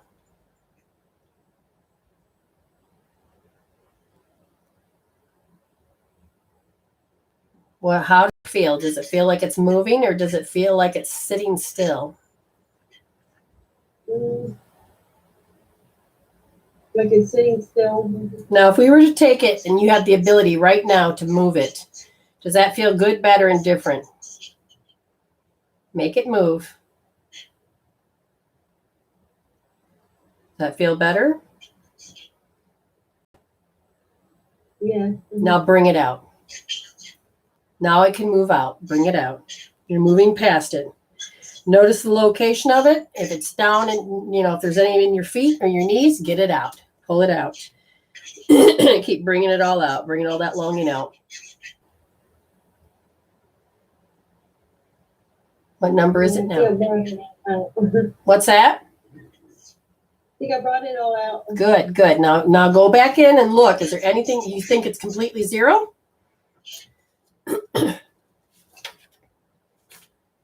Now I need you to fill that spot up with joy. Imagine the top of your head, and you're allowing joy to flow down and around and going into those spots where loftiness and suppressed feelings were. We're going to fill them up with joy.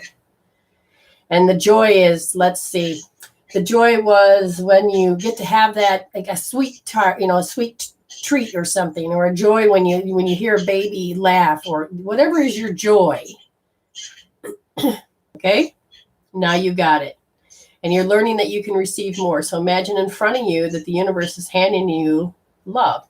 Now bring that in and put them in the spot. Learning to receive love, learning to take it in. Okay? Very good. Very good. Very good. All right, so take your hand off. Do you feel like, so tell me, when you first came on, you felt... Now, right here. Interesting. And that's because the blood's moving. Do you have grudges? Oh, no. Who has a grudge against you? Who has a grudge against me? Yeah. Okay. So when we look at grudges, okay, so breathe it through, because your body is letting go of certain feelings. So just keep breathing, and it should start to dissipate. are. And did he have resentment? Okay, but there for you, and you said it was the other eye.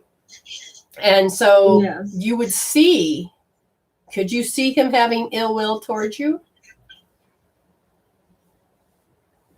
Law, like we don't argue or anything, but I feel like, you know, that she doesn't like, you know, I mean, Because the word I'm getting is that I hear, you know, all I hear, this is, don't take offense, but what I hear is piece of shit. Have you ever felt like a do good taking care of your father? my daughter. Did she? No. Okay. So somebody, and it could be just your thinking that somebody thinks this, but you feel and think that you didn't do good enough, or somebody will come along and think you didn't do good enough. Does this make sense? That I wasn't good enough.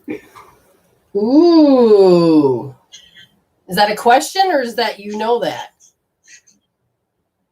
I was asking a question. Asking a I could question. hear you a little bit. Oh, okay. So let's try this again. My sister, see, I took care of my mother like you did, you know, and so you have these ups and downs. After my mother died, my sister says, "Why did you let mom die? You didn't do a good enough job." Yeah. I was like, "Where were you? How do you know I didn't do a good job?" You know? I think it's me that sometimes I didn't feel, you know, I still have that guilt. Exactly. I'm not, you know, that I took care of them, because all my siblings say that I did a good job taking care of them. Good. Now let me ask you a question. And I'm thinking it's me. I feel guilt. Yeah, does it Like I still, should have. does that still hurt? A little bit. It's like a 2. A 2. From 0 to 10, my thing's a 2 here. So you're going to take your wrist, and you know where the pinky is? You're going to rub. The opposite side where we held, I need you to go and rub that 30 times. Okay? And then after that,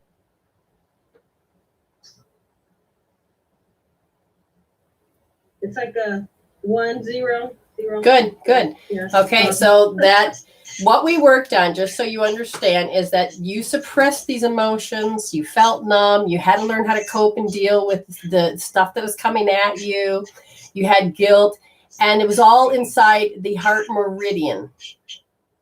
Okay, so we worked on them. One of the things is that we've got to get your body to start to cooperate.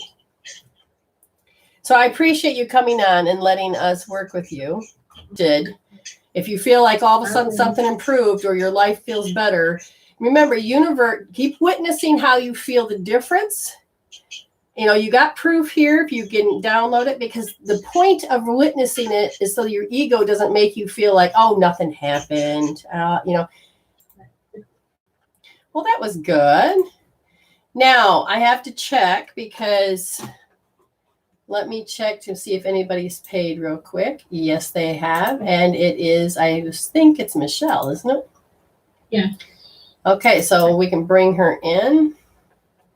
Let's see what she's, hold on, I gotta wait for my computer to cooperate. Okay, it's working. All right. Hi, Michelle, how are you? Hold on, I gotta get the right remote. Okay. Hold on. I think I got it. Yay, can you hear me? Yeah. Okay, we barely can hear you. Can you, you got to come closer or something. Hi, can you turn your phone sideways so we can see both of you? Yay! Hey, this is my beautiful boy Max. Or did mom pull you in? Yes, he is. He is. I did kind of, I did. But the beautiful thing is, he's beautiful and he is going along with it. So, Oh, God love you, kid. Okay. yeah. Love you, Brenda. Oh, I love you too. Okay, so here we go. It's not going to hurt. I'll be nice. What is the thing? You're used to making yourself small when it comes to certain groups, because the identity of who you are is that it's unreceived. So like, hey, you're cool. You're just being funny. But sometimes you look out and you disappeared.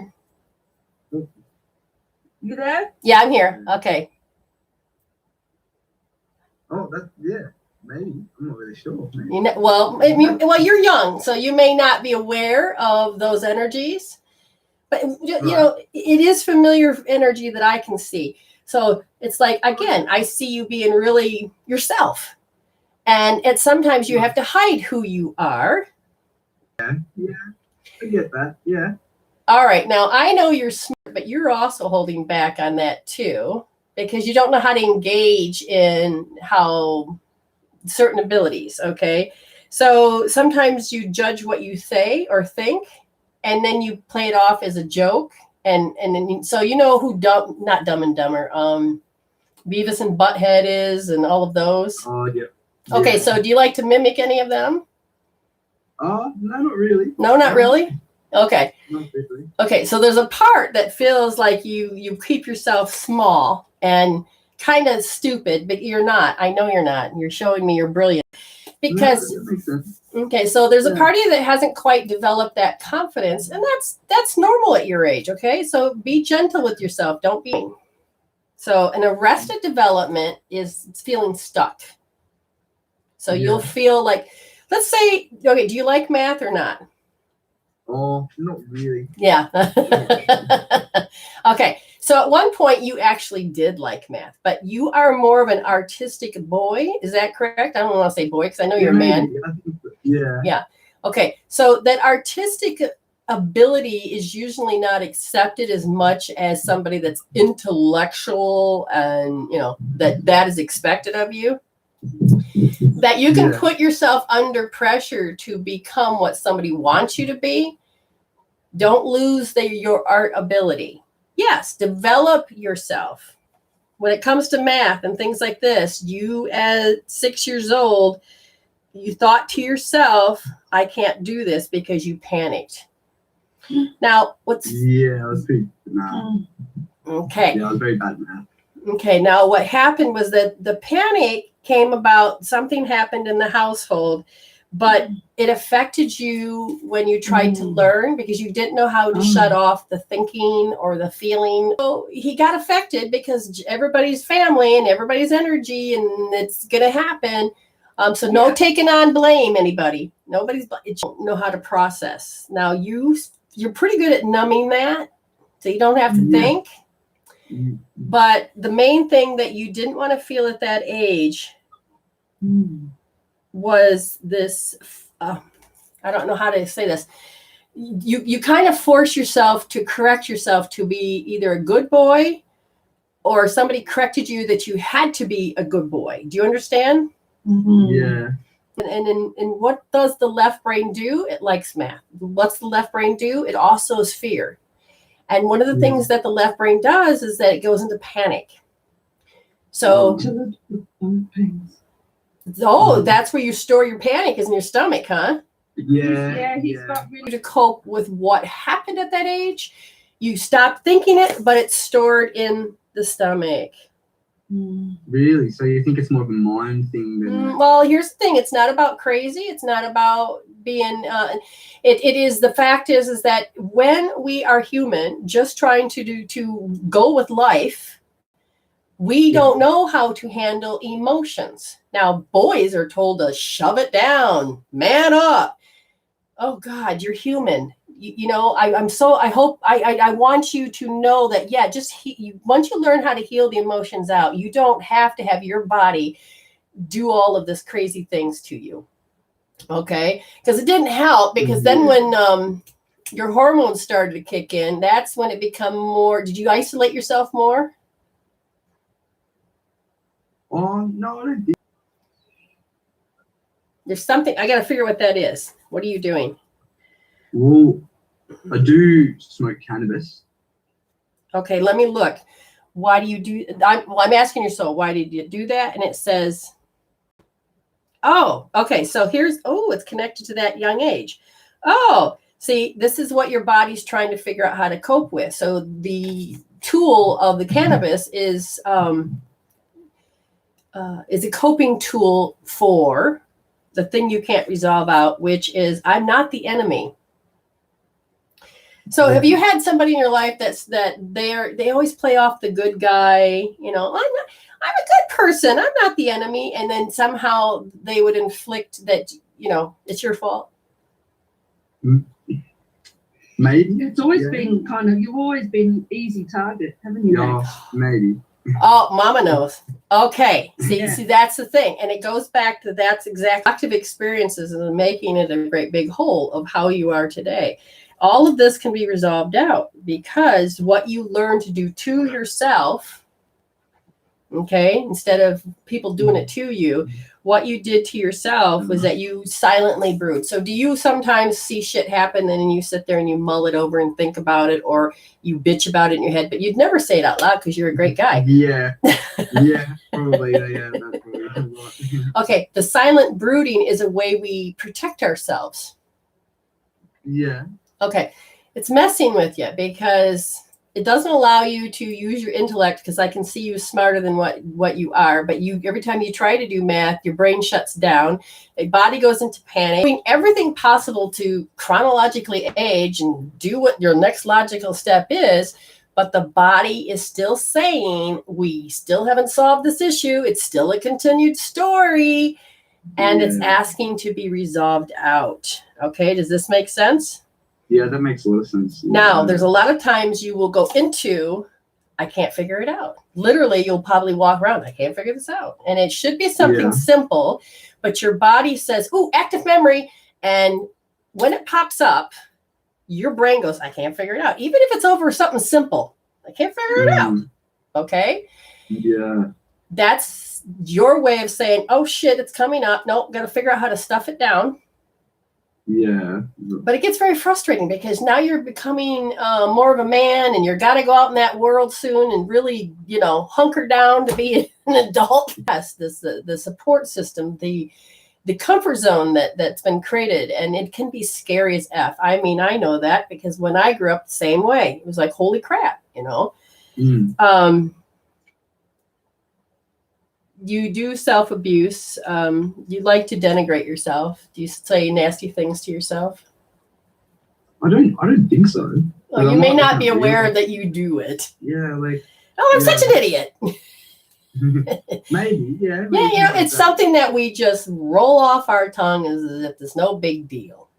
But it is, because then we're gonna, it literally, your body has a program. Right, and it just works like that. So yeah. Yeah, and you're going to eventually get to that stage. You are not having to hold that, I can't figure it out, when you were that age. Yeah. You actually get to go in and talk to that little self coming on. We thank your mom for dragging you here too. Oh, yeah. Pleasure. We need to look at what healing tools he needs to do for himself. Okay, now you can make an appointment so that we can work on it. But if he wanted to go into his bedroom, nobody watching, he could learn how to do emotional freedom technique. It looks like, oh, you're hitting yourself. Why are you hitting yourself? Okay, I can hear all of the thoughts when you're thinking, I don't want anybody to see me doing this tool. Yeah. Now, there's a lot of healing tools that might just all of a sudden make sense to you. You can go to, oh, my sign's gone. You can go to medicinewomansolution.weebly.com, and there's under healing tools, has a ton of healing tools. And there's some of them that might work great. Okay. Because like picking yourself up and you're like, I can just hear you going, oh man, I don't get this. You won't find the value. You may call it dumb, but then you feel pulled that, hey, I'm going to try this. So you're going to like, oh yeah, man, I'm going to put my head down, look and see the colors, and I'm going to pick them up. And you're like, oh shit, there is colors. Because you're artistic, you should be able to be able to do this, to tell you the truth. However, you can do that. One of the things I'm going to tell you to do is he needs to do Wayne Cook, and he needs to do cross. Right is supposed to control the left side, and the left is supposed to control the right. And in this case, your brain gets to that state and it tries to communicate this way, and it throws you completely off. All right, so cross crawl will actually begin to help the brain. Yep, and then Wayne Cook. So Michelle, just afterwards, email me if you want. We do Wayne, we do cross, and pick yourself up the floor at EFT, and I will put Michelle down. Okay, but you can do this in your own room. Nobody needs to look. Say, Mama, go away. Yeah, sure. Yeah. Sure. Yeah. All right. No, that's very helpful. Okay. Possible Wayne's book. All right. We'll have a look at all that and we'll keep in touch. All right. Thank you so much. And both of you, I appreciate it. All right. Bye. Oh, that's good. That's good. That was wonderful. So, I just texted her that. oh, good. Thank you, Ames. All right. So Lillian was next on the 1 minute. Yes. Yes. Miss Lillian, was there anything specific? I would love a message since tomorrow I am seeing the attorney about my injury. The lawyer, I want very, very specific. And they're saying that you need to self-love. Expect that you have a particular outcome that is meant, you know what you want, but you have to remember, don't lose yourself. Self-love, you'll know exactly how to act. Let spirit come through.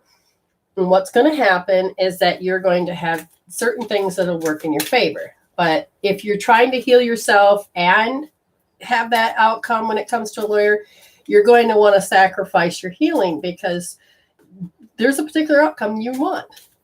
And so the body will choose. They said, just understand that you're going in, you're testing the grounds, and allow yourself to feel that this is all doable and all of this is happening. And will it be a good thing? They said that you may feel like it's not the right timing, but understand it. You may have to do several communications before the alignment happens, or it could be that you take and you meditate and bring that energy through before you walk in there, and then you can have more alignment, and then you will get what you're looking for. So I can't be me. I have to go in and be a certain way. I would hold L1S for you because you're used to giving up expectations, and that's what you're going to focus on. L1S, giving up expectations. Anybody else? Angela Allen. Miss Angela. There is the wow, you got the opposite of oh my God, which is awesome energy coming towards you. So you have been on this trip of bringing in such great joy. I'm hoping you are receiving it. Are you hoping? Yeah. And they said that that's very good towards yourself. For the first time, you feel free of certain worries. Notice that the universe is working in your favor because you're not muddled thinking anymore. And if you have anything left, we go get it and pull it out. Otherwise, I've got a dog, Lexi. Okay, well, your energy is making this dog feel like a newborn. I mean, puppy energy. And that's kind of like how you're feeling is remembering that joy of specific things. That's what's happening. And I love that. That's very good. Anybody else? A newbie, Cameron. Cameron. I came across your page on Facebook and was hoping to receive one of your free readings. Excellent. Okay, today's healing day. Mondays and Tuesdays is more of answering certain things. Now, with Angela, I didn't have to give her anything because she's downloading major joy because she did a major healing. So what today is about the healing. And what I'm looking at is that addressing safe issues. They said that your 3-year-old self has to do with lofty energy that you had to always, to get anywhere, you had to push yourself through. Don't take no for an answer. That's the energy that's around you. Is that really you? Okay. This says yes to some degree. You had to say towards yourself, if I want it, I have to not change my behavior. Does this make sense? Because all of a sudden I feel like I'm wrong. And usually when I get that feeling that I'm wrong is because it's a self-conscious within oneself. Is there any security? So you have to convince yourself? No. So in your relationships, do you feel like there's a push and pull? Because I feel like there's a lot of repulsion, meaning you're at the stage that you may have to be okay to lose family and friends, because there's this, it's just kind of like chaotic energy, and people don't. So if you don't understand what I'm saying, it might be because you can't see a program that you're doing, or the energy that comes off is saying a big statement. And if that's the case, then you're beginning to learn how to discover a particular program that may be running. How do people see it? When you say certain words, do they take it the wrong way? And if I ask Spirit why, it's because you're looking for praise to some degree. You're looking for a particular answer in order for you to, just have an experience in life. And that draws people to you that seem to be very arrogant. Oh, that's not good. I was just reading in the feed, Amanda Gibbs. She's enjoying watching the live. Maybe she'll email next time. She's been dealing with anxiety for 17 years. Oof. And been doing lots of different tools over the years, and just recently started doing shadow work. Amanda, would you come on? I'm inviting you. There's another free gift. I personally will invite people, or somebody will pay it forward and pay for a session for somebody else. In this case, I'm paying it forward within myself. If you're willing to come on, then do so. Oh, Amanda, I highly, highly suggest that you do. You don't have to pay. What honor you and help you to see what Spirit sees.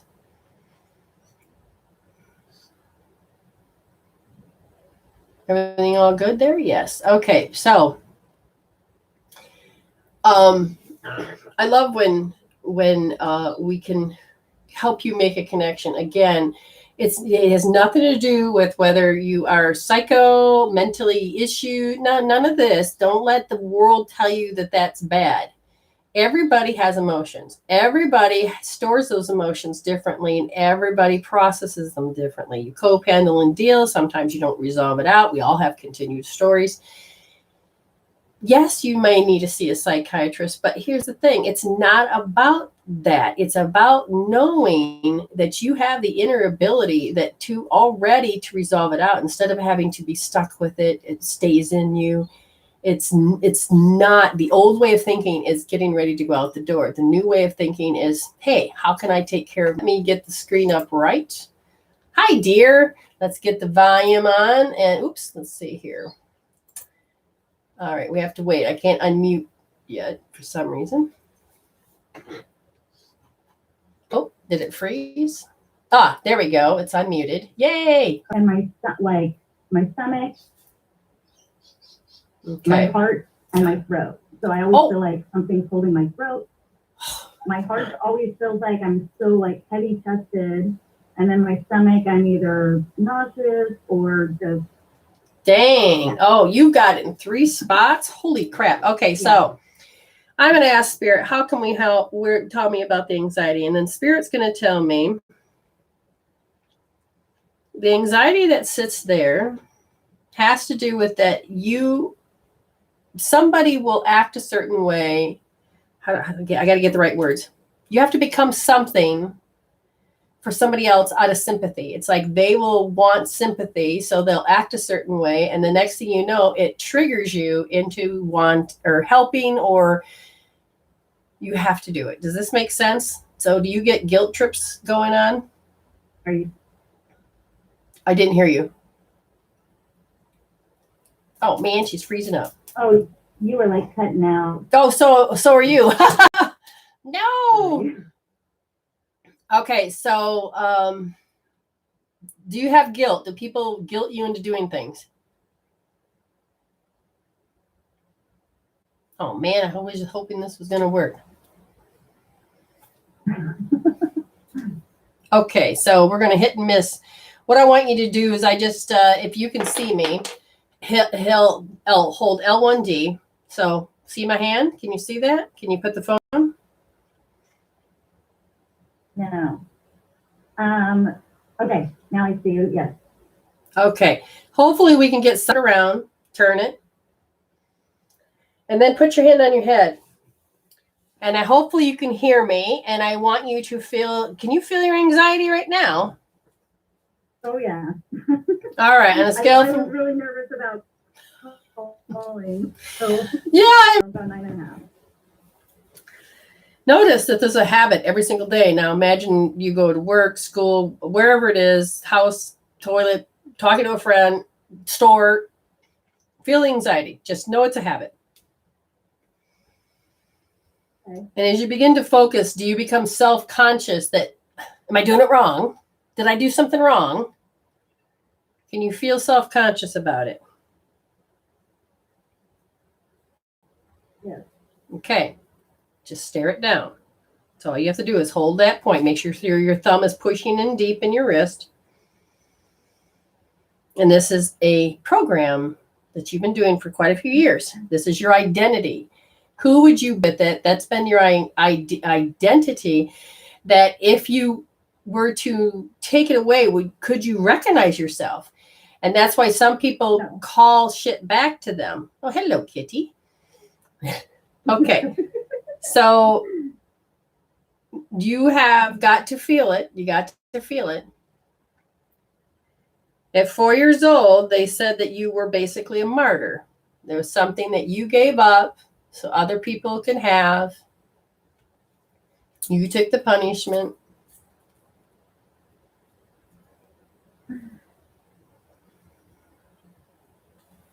Remove, transcend, and let it go, let it go.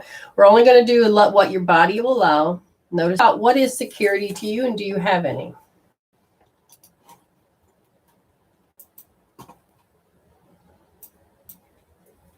I know I do. I just don't feel it like within. I don't feel safe in the world. I don't work. I don't drive. I don't. Notice how you anything feel without my deficient. husband. Notice how it feels missing, like it's deficient. Okay. Okay. It's like a safety belt. It's not secure. I want you to feel and look for in your mind and in your body.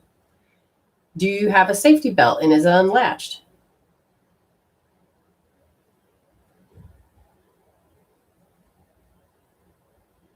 Yeah. Could you feel safe if you went and latched it right now and secured it nice and well?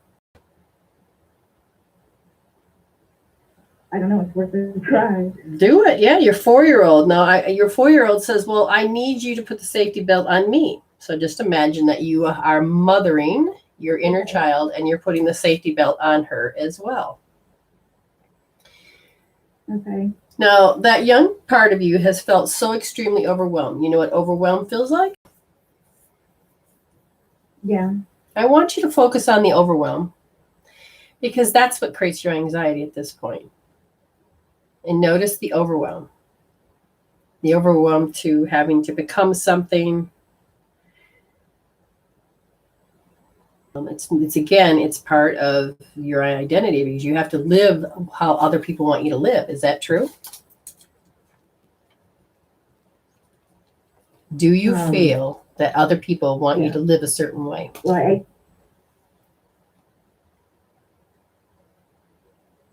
I think I've programmed everybody to like this is me. So that's what I think they want.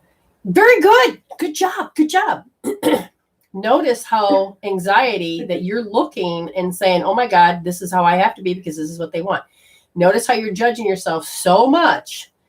I got to be this. I got to do this. I got to do that. Okay. I got to do this. And can you feel that?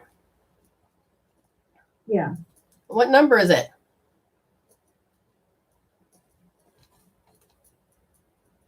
It feels like a 7. Notice how that they expect it of you.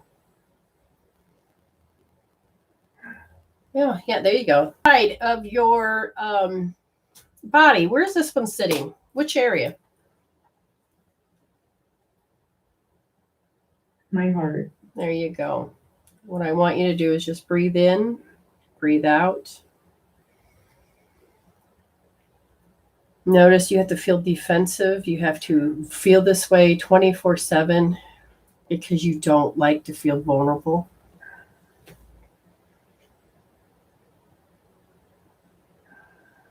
Breathe it through. You're doing good. And you were a little girl and you saw these people exerted their power. Behave, Amanda. Something scared you so terribly. And it created everything to feel muddled and unstable. And you're like, oh my God, that you couldn't feel secure around love.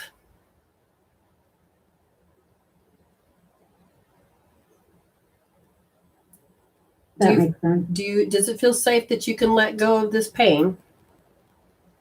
It's somebody else's shit. Yeah, Let it go. I know. And we're going to pull it out. Now notice, where is it? Their shit. Where is it in you? My solar plexus. How about if we gather it up? I don't care how big it is, but you're going to stuff it into a garbage bag. Stuff it in the garbage bag. Keep pulling it all in there, all making you feel like shit. Put it in the garbage bag. Put it in the garbage bag. As you do, you begin to notice that they were in pain and they were just dumping their shit. You took it. You became the martyr. Remove, transcend, pull it out. Keep pulling it out. Notice the color that's coming out. That's disgusting. Pull it out. Keep pulling it out. That's their crap. Let go. Let it go. You don't have to be controlled by their crap. And as you begin to do that, can you feel how certain areas of your body are becoming more stable? Yes. Let's keep going. Now, this is a magic garbage bag. It doesn't have to be huge. It can be, all that shit can be put in a little bag. Now, the funny part is your little girl says, I want to take it and I want to make it a paper bag and I want to let it on fire and I want somebody to stomp on it. Now, whose doorbell would she put that in front of? And you can see it. Oh, You could see, right? She says, I didn't get love. There was no love. My love was unreceived. So I'm going to put the dirt baggie, their stinky bag right there and light on fire. And I'm going to push the button and I'm not going to be panicked. I'm going to stand there. And as soon as they stomp on it, I'm going to laugh. That's okay. Let the little girl feel good. Because she's not hopeless anymore. She's like, no. no. Did you ever hear the phrase? I've heard of it, and I probably have. I just don't remember. All right. Have you ever heard of the phrase, I will fart in your general direction as a way to... Okay, so the little girl is like, I'm going to fart in your general direction is the way to say, oh, here, take that last one. It's like she's dishing it out for the first time. She does not have to take it. And she's kind of funny. She's kind of funny, and you've stuffed her down. She says, yeah, I'm waiting to grow. Because I like boobs, man. She says, I want to grow tall. She says, I want to go play. I want to have fun. Yeah, she's been hiding. And she says, and the reason I hide is because these people are mad. They're hysterical. They're just, they're fanatic. They're just stuck on one piece of shit they can't get off of. And she says, I would just like to throw that away. And I'm just saying to her, okay, reach over and just imagine that it was a book or something. She goes, how about a piece of paper? Yes. Just imagine you going up and you're like, stop staring at the piece of paper. And you're going to grab it and you're going to crumple it up. And she said, since I like to play with, a magical fire, I'm going to put it in a little poop bag, start it on fire, and they're going to run for it. I want that. I got to get my power back. I have to believe in that. And she says, they're just nuts. They're just nuts. She's just looking at them going, no matter what people do, they're nuts. Okay. My God, they're a bigger baby than I am. Wow. She's aged while she's been in there. She says, and how dare they make me feel like I have to dread? Now, how is that anxiety? You said it was huge. Where is it? I'm probably at 4 now. And do you have it? I feel like I get energy moving. I do carry pain behind my heart and my back. Okay. Now let's switch real quick. Right wrist, thumb. So it's way down here. Now, yep, there you go. Good. Now finger here. Pull it around. Stick it to your head like a magnet. Yeah. All right. But you can't seem to get off the track, can you? No. Now, you're the adult. Run over. Notice what age you are. How old are you sitting on that track?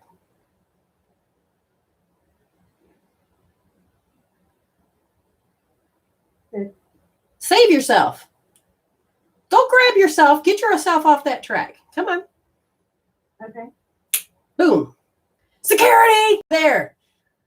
You're protecting. And as you begin to do that, I want you to obsess like you're Superwoman. Look what I did! Little girl's going, yay! She's like, my ass is tired. It has been sitting on that track for a long time. Yeah. I swear to God, she may be young, but she's got an adult thought thinking. Yeah.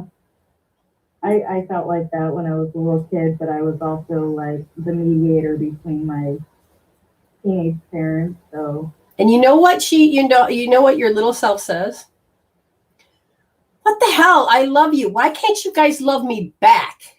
That profound equated love. It's not even yearning for love. She's fully aware you guys can't even give it. So just stare at that. You know, I'm done with anxiety because I know I can be done with it. And when I start to get done with it and I pull it out, I actually do have great memories. yeah. And she says, I want those. Yeah. So I'm done with this fear, and start to remove and transcend and let it go, and pulling it out of your back because you were afraid that if you even spoke up, then bad shit was going to happen. No, we're just going to take that out. It's done. You guys are older now. Everything's good. And you're done being disapproved of. This is them disapproving of themselves. Just projection it on you. You're like, nah, here's a mirror. When you disapprove, it bounces off the mirror back at you. I'm done. I'm not playing this anymore.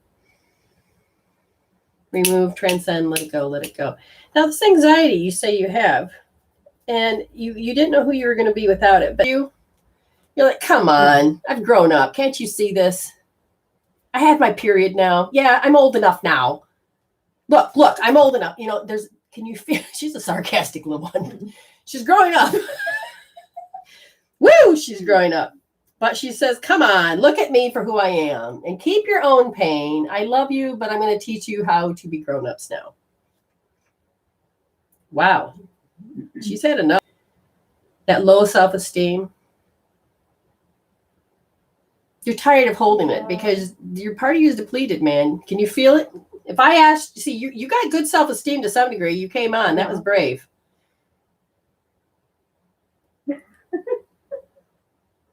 Are you a writer? Yeah. Do you like to write?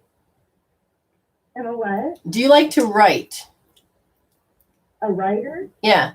I do. I feel like I do hold myself back. I love to read. So I'm Yeah, they're saying stop that. Stop holding back, because damn, you got some books in you. You got some artistic ability too, huh? Dare you hurt their pride. But you got talent, girl. It's beautiful. I'll be glad when you jump into that. I'm a grown up. Yes. And there's a part of you that says, you know what? I love you. If you can't love me, that's your issue. Is there any anxiety left? Where's it at? Nowhere. Exactly. Tell me, is there any anxiety anywhere? No. Now, have you got relief? Yeah. I want you to take a picture of those areas. I feel like crying. Good. Because doggone it, you can finally be you for the first time. No more holding back. I mean, feel your gut. Oh, God, that feels good. Oh, yeah. Feel it. Oh, yeah. Yeah. Okay. You need to witness because you have relief, and you can't say, I never get relief, because that's not true anymore. You just proved yourself on camera. Okay. That's huge. You keep witnessing that because your brain, your ego, and then if you're around certain people, they're going to say, oh, yeah, maybe it didn't happen. But no, witness, it did happen. Yeah. You said your inner child was basically raising you. That's a twist. And she's like, I'm so ready. That is a twist. Yeah, normally I get the little kids that need the mothering. No, this one was like, shit. And you now just have to pay attention to habit. If you happen to have people come around you that you're supposed to have anxiety and you fail to give them that, you're like, whatever. You don't have to call it back. And if you do, just start putting your hand on your forehead and then see if that will begin to help. Otherwise, if the next layer comes up, make an appointment. See me. Let's get this healed out. You don't need to keep it. You just prove to yourself that you don't have to really be that way anymore. You got a life to live, girl. I should say, woman. Yeah. Yeah, and that cat's happy. He's like, yeah, okay, now I can go have fun. I know. All right, I so know. Meditate and she's on me. Crystals, that's crazy. excellent. Thank you so very much. You're welcome. Now, if you can leave me some feedback for recommendation, that'd be great. Is Miss Amester, if we have any 1 minutes, let me know. Got 2 more. And my right ear just went completely. I lost all sound. Battery dead? No, my battery is not dead. But you're deaf in that ear now. I was. It's coming back. It like just went completely deaf for like 20 seconds. You kind of resonated with that girl, didn't you? I think so. Yeah, I think you did a reset in your ear. Because it was pointed out, especially when I says, I'm so done living that way, your way, screw that. That you don't have to take that command when you hear it. That's good. Yeah, that's kind of cool. I think I probably do. Oh, yeah. I would say yes, you need to get that out. But at the same time, your revelations or your is actually creating a healing. So you're shifting, which means you can have a miracle. Ooh. All right. I have 2 more 1 minutes. All right. Michelle? Okay. Ready? Michelle. Oh, she's just so excited. Okay. Michelle, all I hear is that all the spirits are going, oh, look at me. So has your ability increased because they're all like, And for the first time, I think you got something out of this too, because it's pain. And it's related to being taken for granted. Somehow you had to survive, and then you went into a nice mode. And then this has care of something to do with obsessing and scorned. How somebody scorned you and you obsess about it. This is an old one. Try about almost 8, 7.5, 8 years old. All right, who's next? Billy. Pilly. Hi, girl. That's Mama from the other side. She's like, I used to see her. She acts younger than the last time I saw her. She's got like this poodle skirt on or something. It's poof. Did she want to? Oh, wow. Don't laugh, she says. She says, I'm enjoying. Now, okay, so what do they call it? Doing the 2-step? Something about a rodeo. She's literally, I think she's telling you she took up dancing. But she's got that. And now all of a sudden she's making Fred Astaire, Ginger Rogers. Now we're going back further. She's doing all kinds of different things. So she's energetically moving. And she says, for you, ha, ha, ha. She's funny. She's dishonored. It's time. L1D. That's all I got to say. I'm out. Oh, she's funny. You're doing readings now. Why not? I mean, they got the filing cabinets there. Why not? All right, is that it? That's it, I think. Well, you guys have been beautiful. All right, I'm going to double check just to make sure nobody else is paid. Makes it important. You can pay it forward, and whoever needs it, Spirit will line it up the way it's supposed to. And sometimes we may play games, pick a number or the treasure chest or whatever. But the point is, pay it forward. It really helps people to get into, like we paid it forward by having, my brain just went blank. Who did we just have on? Amanda. Come in. Change her thinking to set and say, well, I never get relief, or I always feel this. No, she can't use those words. She just gave herself proof. That's huge. Very huge. Very huge. So you guys have been great, and we will be back Monday, Tuesday, and Thursday. My time, South Aussie time. And if you're not sure, you can always email. Email me, and I'll email Amy. No, you can get the time converter, and you can say South Aussie time is 1 p.m. And where I live is it's Central or any of that. You can just put your hometown. They'll show you, and then you can see what time it is. And so anyway. It's Sunday night, Monday or Tuesday morning, and Wednesday night. That's true. We'll see you Sunday, Monday, and Wednesday. In America time. No, it's Tuesday and Wednesday. Oh. No. Yeah, we don't have a Monday show in the States. Sunday. Well, my Tuesday is my Tuesday night, which is your Tuesday morning. what morning? Your Tuesday, the 9 o'clock show. Yeah. Is, well, right now, 5:30 Central Time, Tuesday morning. Oh, that's right, because you guys have been awesome and great, and we are ready to close. I have no idea how long we've been on, Miss Amy. Come to my house. I've had Taco come to my house because I like Mexican food too. So people would just come over and, hey, how you doing? Just dropping the food. I'm just dropping food off, and oh, that's funny. But I do miss that. I really do.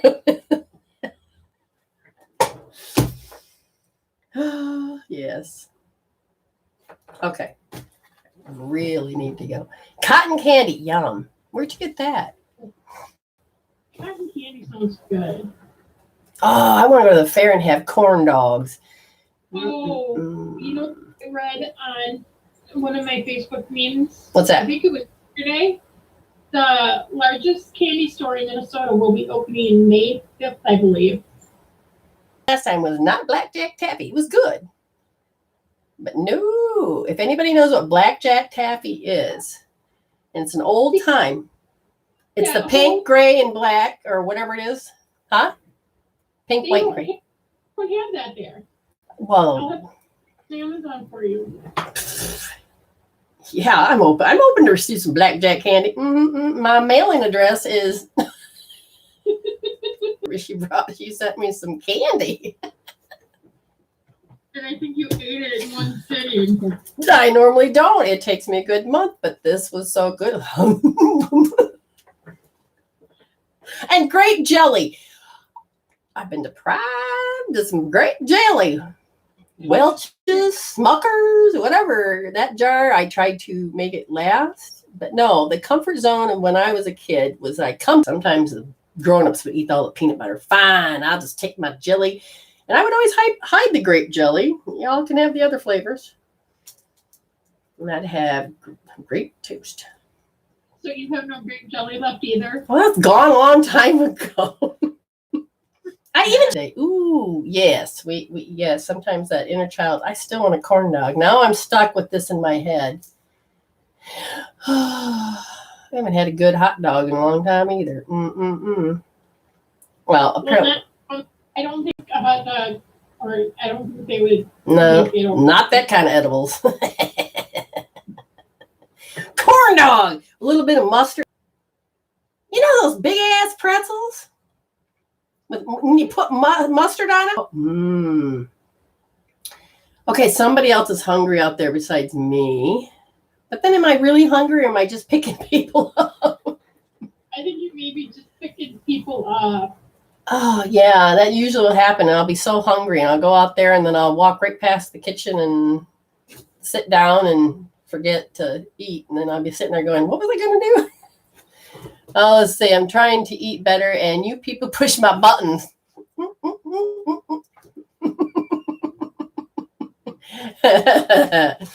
Oh, what can we tell her now? No. Pilly, you missed yours. Yes. Your mama came through. She was dancing. Oh, She gave you a healing point, Pilly. Hey, maybe that's why she knew she could say what she could say, is because Pilly was away.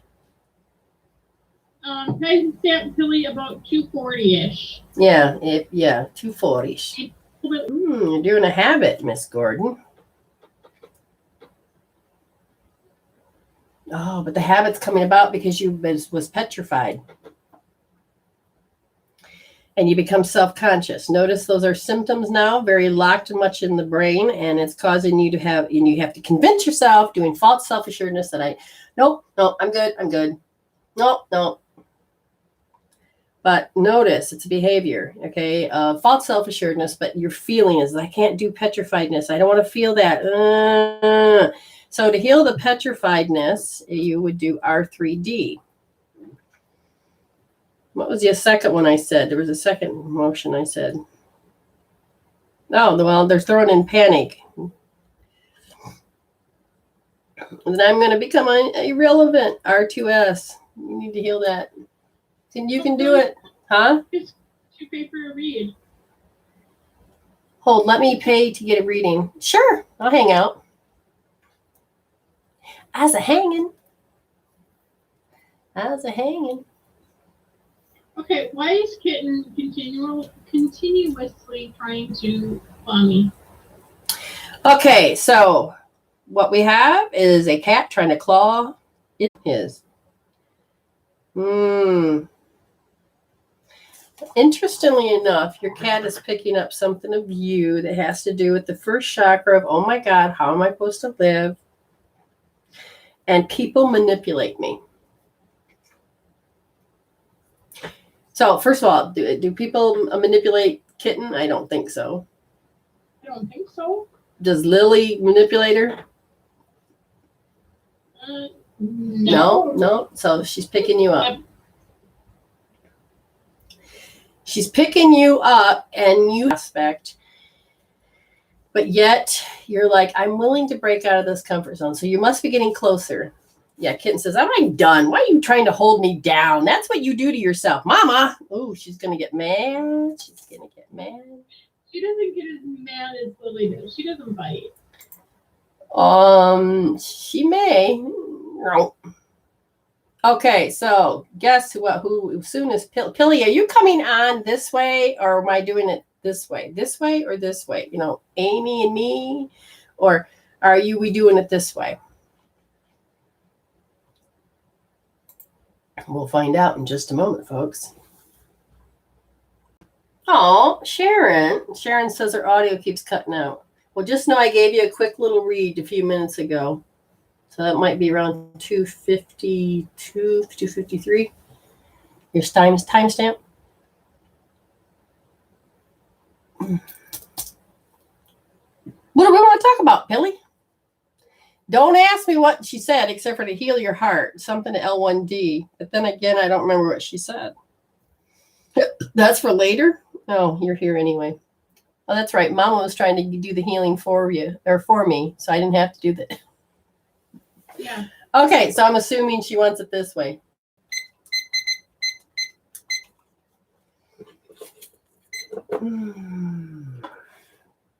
Energetically, I don't know what it is you're supposed to do. It feels like it's attacking you, and you're like, I don't want to do something, and your nervous system keeps going over and over and over and doing it, and to the point where you allow yourself to what?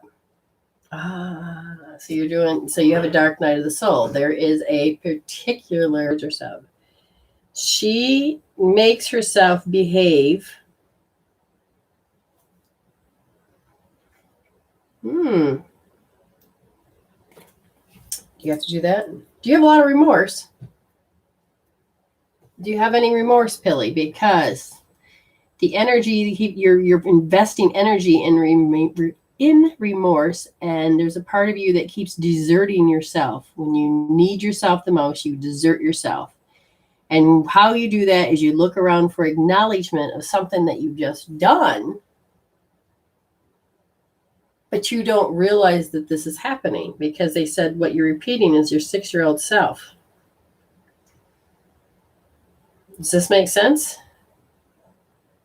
So then, because of this, you go into habit. You go into that resonating with it. And they said what happens next is that I don't hear that. Can you literally hear that, Pilly?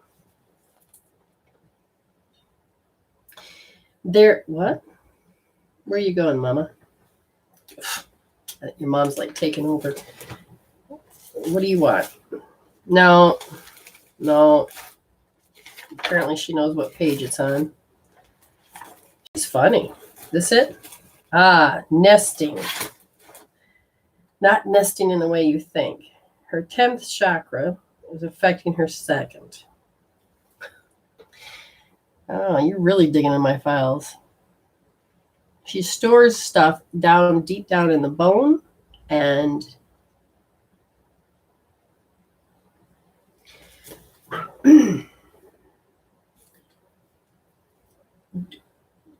when I say the word pregnancy,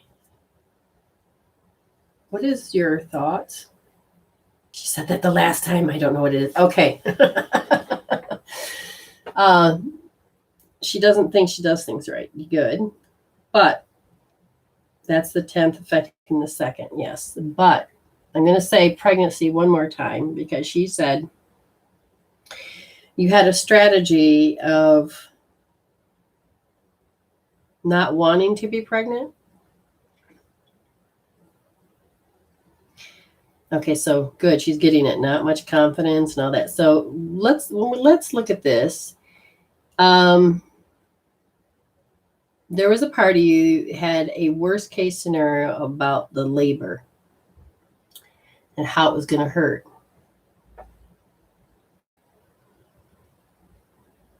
And more. Programmed to be what? Devastated. Because, so do you have a fear that you would lose a child? Did your mama lose a child? No? Okay. Hold on. We got to get the story straight. So take a second. I'm just going to pause this just for a moment. I want you to tell me what I keep wanting to get pregnant. Are you afraid that you're going to lose the child? Now, hold on, though. She's pointing out a pattern. Did you do the worst case scenarios about pregnancy, miscarriage, pain and suffering when it comes to birthing? Is there a party that says pregnant at 40? So much so, I caused my body to blow up my uterus. The men in my life don't want any more kids. But did you answer that question I asked? Because it's important to understand.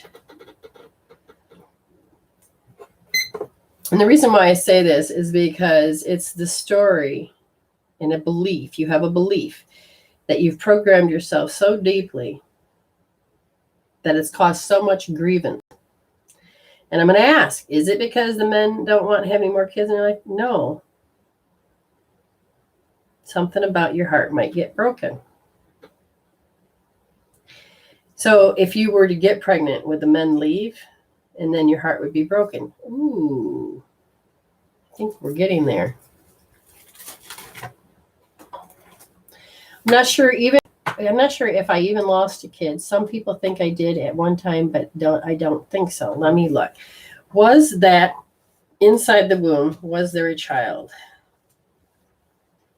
Okay, sorry. Was there an egg and a sperm? Did they connect? Yes. Did it form into a fetus?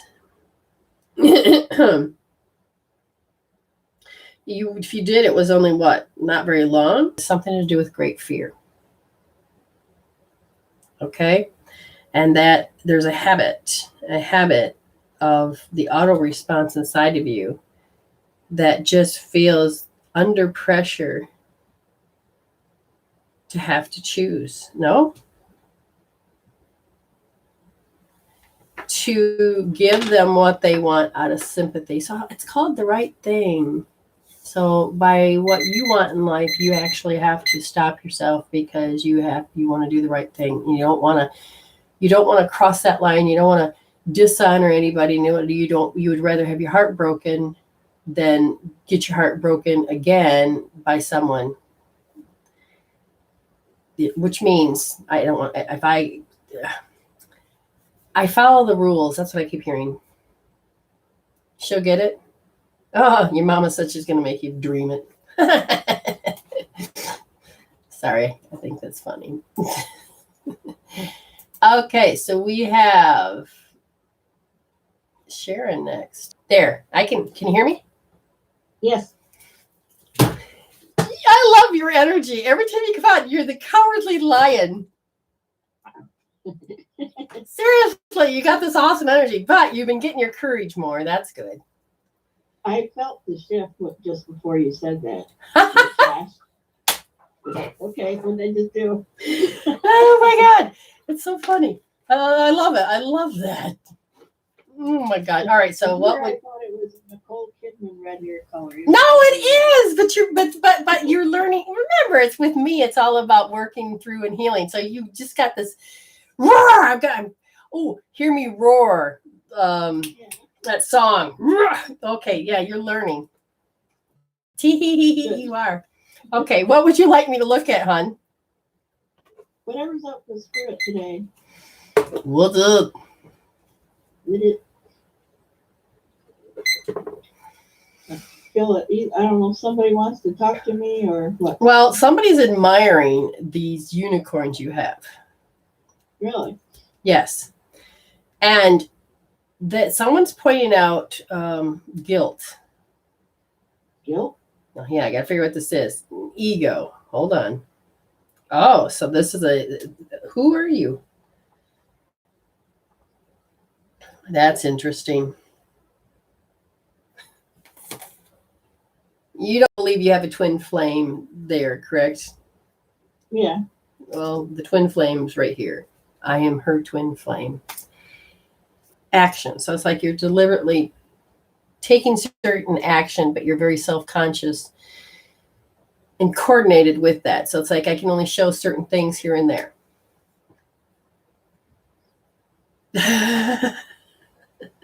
That must be for who the astrology stuff works for. It certainly doesn't work for me. It's funny because do you know how unicorns are considered mythical? Right. You're like this mythical creature that comes out. This twin flame says you're kind of mythical when it comes to the people in your space. Really? Work. You know, it's like you got to hide Uh-huh. yourself, your true self, when it comes to people. I do. I can be okay with you because I understand the energy type. Yeah, me and you can get along. But you're like this mythical creature. See, and before you were just this beaten donkey. Oh, she's grown. Yeah, I would definitely say she's grown. And you've now moved into a position at work where it's like, I don't like my habits, actually. My bad habits. Right. But your energy that's coming off, your twin flame agrees with me. You're getting your voice. You're learning how to roar and be more you. Now, if you can just cross that barrier, because mythical creatures. They call me rude. When I do that, they call me rude. The mythical creatures don't like to be seen. So when are you going to take the cloak off? Don't know. All right. So as I asked Spirit about it, Spirit says we really got to look at that 3-year-old that's petrified. Yeah. Inside, outside, it's what she knows. So when you greet your day and go out there, you greet it with what you know, which is being petrified. So the filter is that I'm petrified. But at the same time, you may see that, but you literally know how to get up and do what you got to do. Okay? The thing that you could like to kick yourself in the ass for is that you feel guilty if you are. Oh, here we go. You really want to tattle? Okay. You feel guilty. You may have energy of being a sloth. Yes or no? You don't want to move. Yeah. Do you like to be a hoarder to some degree? Yeah. Do you like to keep things a mess, but organized? I don't like. Patterns of the 3-year-old that did not know how to cope with. Oh, what do you mean? You hate change. Because I don't have the security feeling. I am the good guy, but everybody makes me the enemy. Ah, so we're looking at your security, hon. Okay. And it hurt. So when did you feel, tell me more about this. At 3 years old, the energy within, round, up, down, that's supposed to be there for you in a very supportive way, wasn't. You're talking about mom and dad? Okay, so at 3 years old, there was a part of you that actually felt, because they had to put you in your place, probably tell you to behave, be a good girl. And you pouted. Okay. But you didn't know what to do with that emotion. It hurt. My mom and dad are supposed to be there for me. That emotion. So that's probably why you don't have the energy to do something, because you burnt yourself out. You're tired. You said to yourself as a young little girl, fine, I won't move from this spot. And you haven't. You had to convince yourself to be what they wanted. But what did that do to the outside? We reject you, because that's all you heard towards your parents, your family, your culture. How did people feel? Some people feel about your family. We were looked down because we were poor farmers, but just nobody was really rich in the neighborhood, so I don't know why. But the But thing I is was the first child. you felt this, okay? Now, did everybody look and respect your father? Oh, yeah, they seem to. At least Okay. This is what and gets, my mom. this is what gets confusing as a child, because remember, your 3-year-old self was the one that defined the moment. It defined the moment. And it's very confused about how to do, because you're obeying mom and dad, but you didn't want to show up any other different than what your mom and dad wanted, but you went and took that same program and went out there, and you can't be any different than what they expect.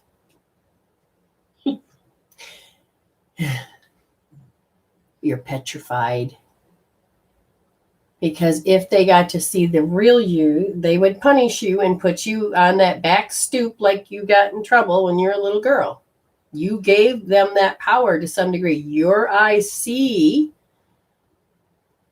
that they got the same kind of signature as my mom and dad. They can do this to me. Does this make sense? Yeah, they said I was adult for my age. I mean, I always acted like an adult and didn't act like a child. Yeah, because you decided at 3, I better damn well behave. And you kind of gave up on letting yourself play, letting yourself do things. You kind of resigned into the space you're in. So that's why you can be in your space. Now just think about it. You're home. I got organized chaos all over and I can't see it, but I don't care.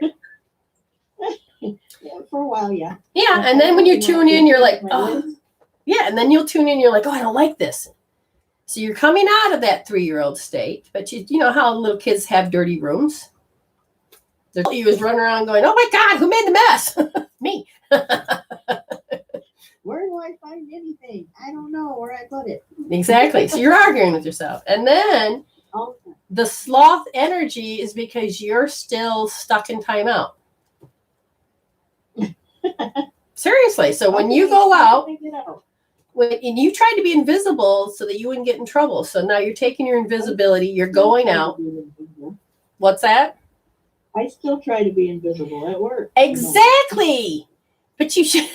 Can you see how you're in conflict with yourself? All the time. That's why my right side hurts like crazy and my left side is fine. Exactly. Still got a lot of pain in my hip trying to move forward because it doesn't want to. Right. I want to be a good girl for mom and dad, but you don't know that you're putting that program out there. But at the same time, you want to be invisible so you don't get stuck on the stoop anymore, but you haven't gotten yourself off.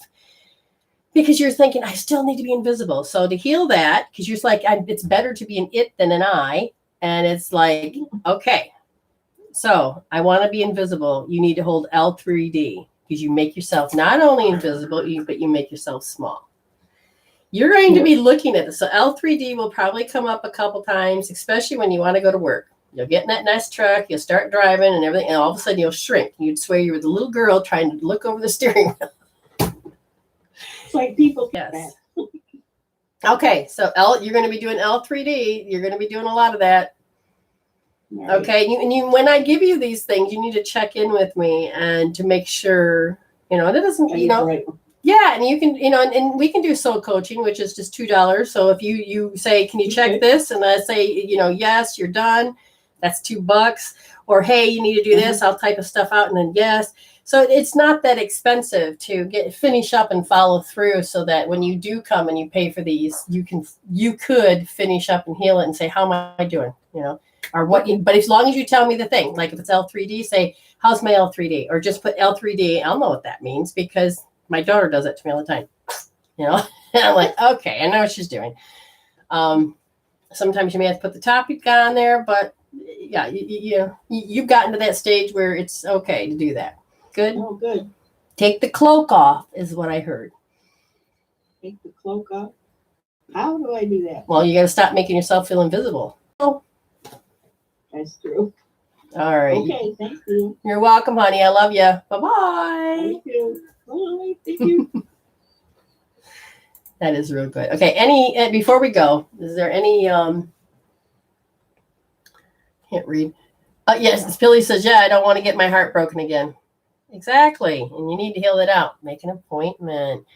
Any 1-minute readers?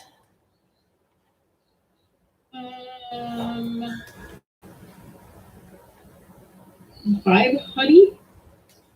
I recently came to know about your page. Can I have a 1-minute free reading, please? My name is VIB HUTI. Okay. VIB HUTI. You got it. Put the timestamp on.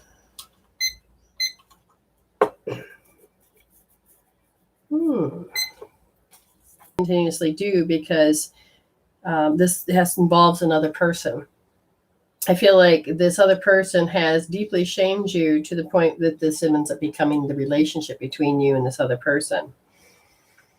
And when I look at this, your cue is when their behavior changes, when their behavior becomes very erratic. So you change and go into an automatic response. But your body's getting so tired, really are tired of having to feel hurt. Wounded pride, you get hurt. And I think you got to be careful because I don't know if you're still here. I see Priya's name.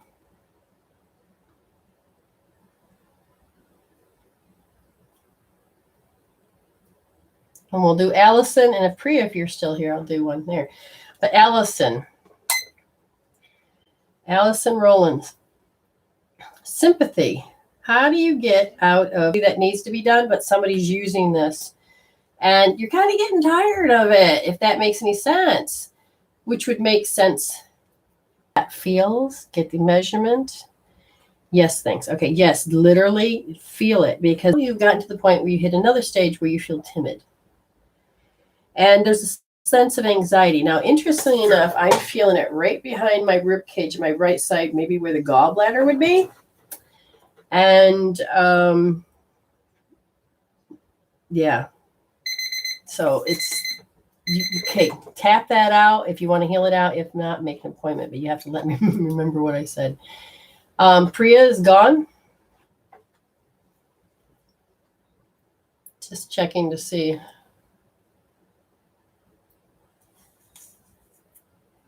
So Priya has fear, and the fear, and it's described as fear of responsibility. And when I'm looking at that particular energy field, is that you are taking